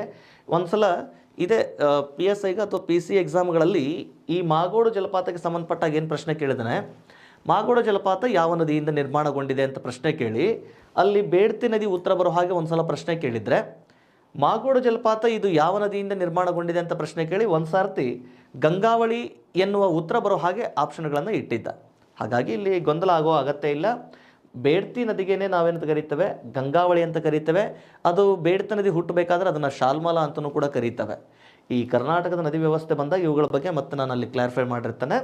ಈಗ ಗಮನಿಸಿ, ಇದು ಲಾಲ್ಗುಳಿ ಜಲಪಾತ, ಸಾತೊಡ್ಡಿ ಜಲಪಾತ, ಮಾಗೋಡು ಜಲಪಾತ. ದೆನ್ ನೆಕ್ಸ್ಟು ಈ ಪಶ್ಚಿಮ ಘಟ್ಟಗಳ ವ್ಯಾಪ್ತಿಯಲ್ಲಿ ಕಂಡುಬರುವಂತಹ ಇನ್ನೊಂದು ಪ್ರಮುಖ ಜಲಪಾತ ಅಂತಂದರೆ ದಟ್ ಈಸ್ ಅಘನಾಶಿನಿ ನದಿಯಿಂದ ನಿರ್ಮಾಣಗೊಂಡಿರುವಂತಹ, ಅಘನಾಶಿನಿ ನದಿಯಿಂದ ನಿರ್ಮಾಣಗೊಂಡಿರುವಂತಹ ಅಘನಾಶಿನಿ ನದಿಯಿಂದ ನಿರ್ಮಾಣಗೊಂಡಿರುವ ಜಲಪಾತ ದಟ್ ಈಸ್ ಊಂಚಳ್ಳಿ ಜಲಪಾತ ಅಂಥೇಳಿ. ಯಾವುದು ಸರ್? ಊಂಚಳ್ಳಿ ಜಲಪಾತ. ಈ ಊಂಚಳ್ಳಿ ಜಲಪಾತ ಯಾವ ನದಿಯಿಂದ? ಅಘನಾಶಿನಿ ನದಿಯಿಂದ. ಯಾವ ನದಿಯಿಂದ? ಅಘನಾಶಿನಿ ನದಿಯಿಂದ. ಇದು ಕೂಡ ಯಾವ ಜಿಲ್ಲೆಯಪ್ಪ ಅಂತಂದರೆ ಉತ್ತರ ಕನ್ನಡ ಜಿಲ್ಲೆಯ ಶಿರಸಿಯ ಬಳಿ, ಉತ್ತರ ಕನ್ನಡ ಜಿಲ್ಲೆಯ ಶಿರಸಿಯ ಬಳಿ ನಿರ್ಮಾಣಗೊಂಡಿದೆ. ಇನ್ನು ಊಂಚಳ್ಳಿ ಜಲಪಾತಕ್ಕೆ ಇದಕ್ಕೆ ನಾವು ಲೂಷಿಂಗ್ಟನ್ ಫಾಲ್ಸ್ ಅಂತ ಕರೀತೇವೆ. ನೆನಪಿರಲಿ. ಯಾವ ಫಾಲ್ಸ್ ಸರ್? ಲೂಷಿಂಗ್ಟನ್ ಫಾಲ್ಸ್. ನೆನ್ಪಿಟ್ಕೊಳ್ಳಿಕ್ಕೆ ಸಾಧ್ಯ ಆಗಲಿ. ಯಾವುದನ್ನು ನಾವು ಲೂಷಿಂಗ್ಟನ್ ಫಾಲ್ಸ್ ಅಂತ ಕರೀತೇವೆ? ಊಂಚಳ್ಳಿ ಜಲಪಾತವನ್ನು ನಾವು ಲೂಷಿಂಗ್ಟನ್ ಫಾಲ್ಸ್ ಅಂತ ಕರೀತೇವೆ.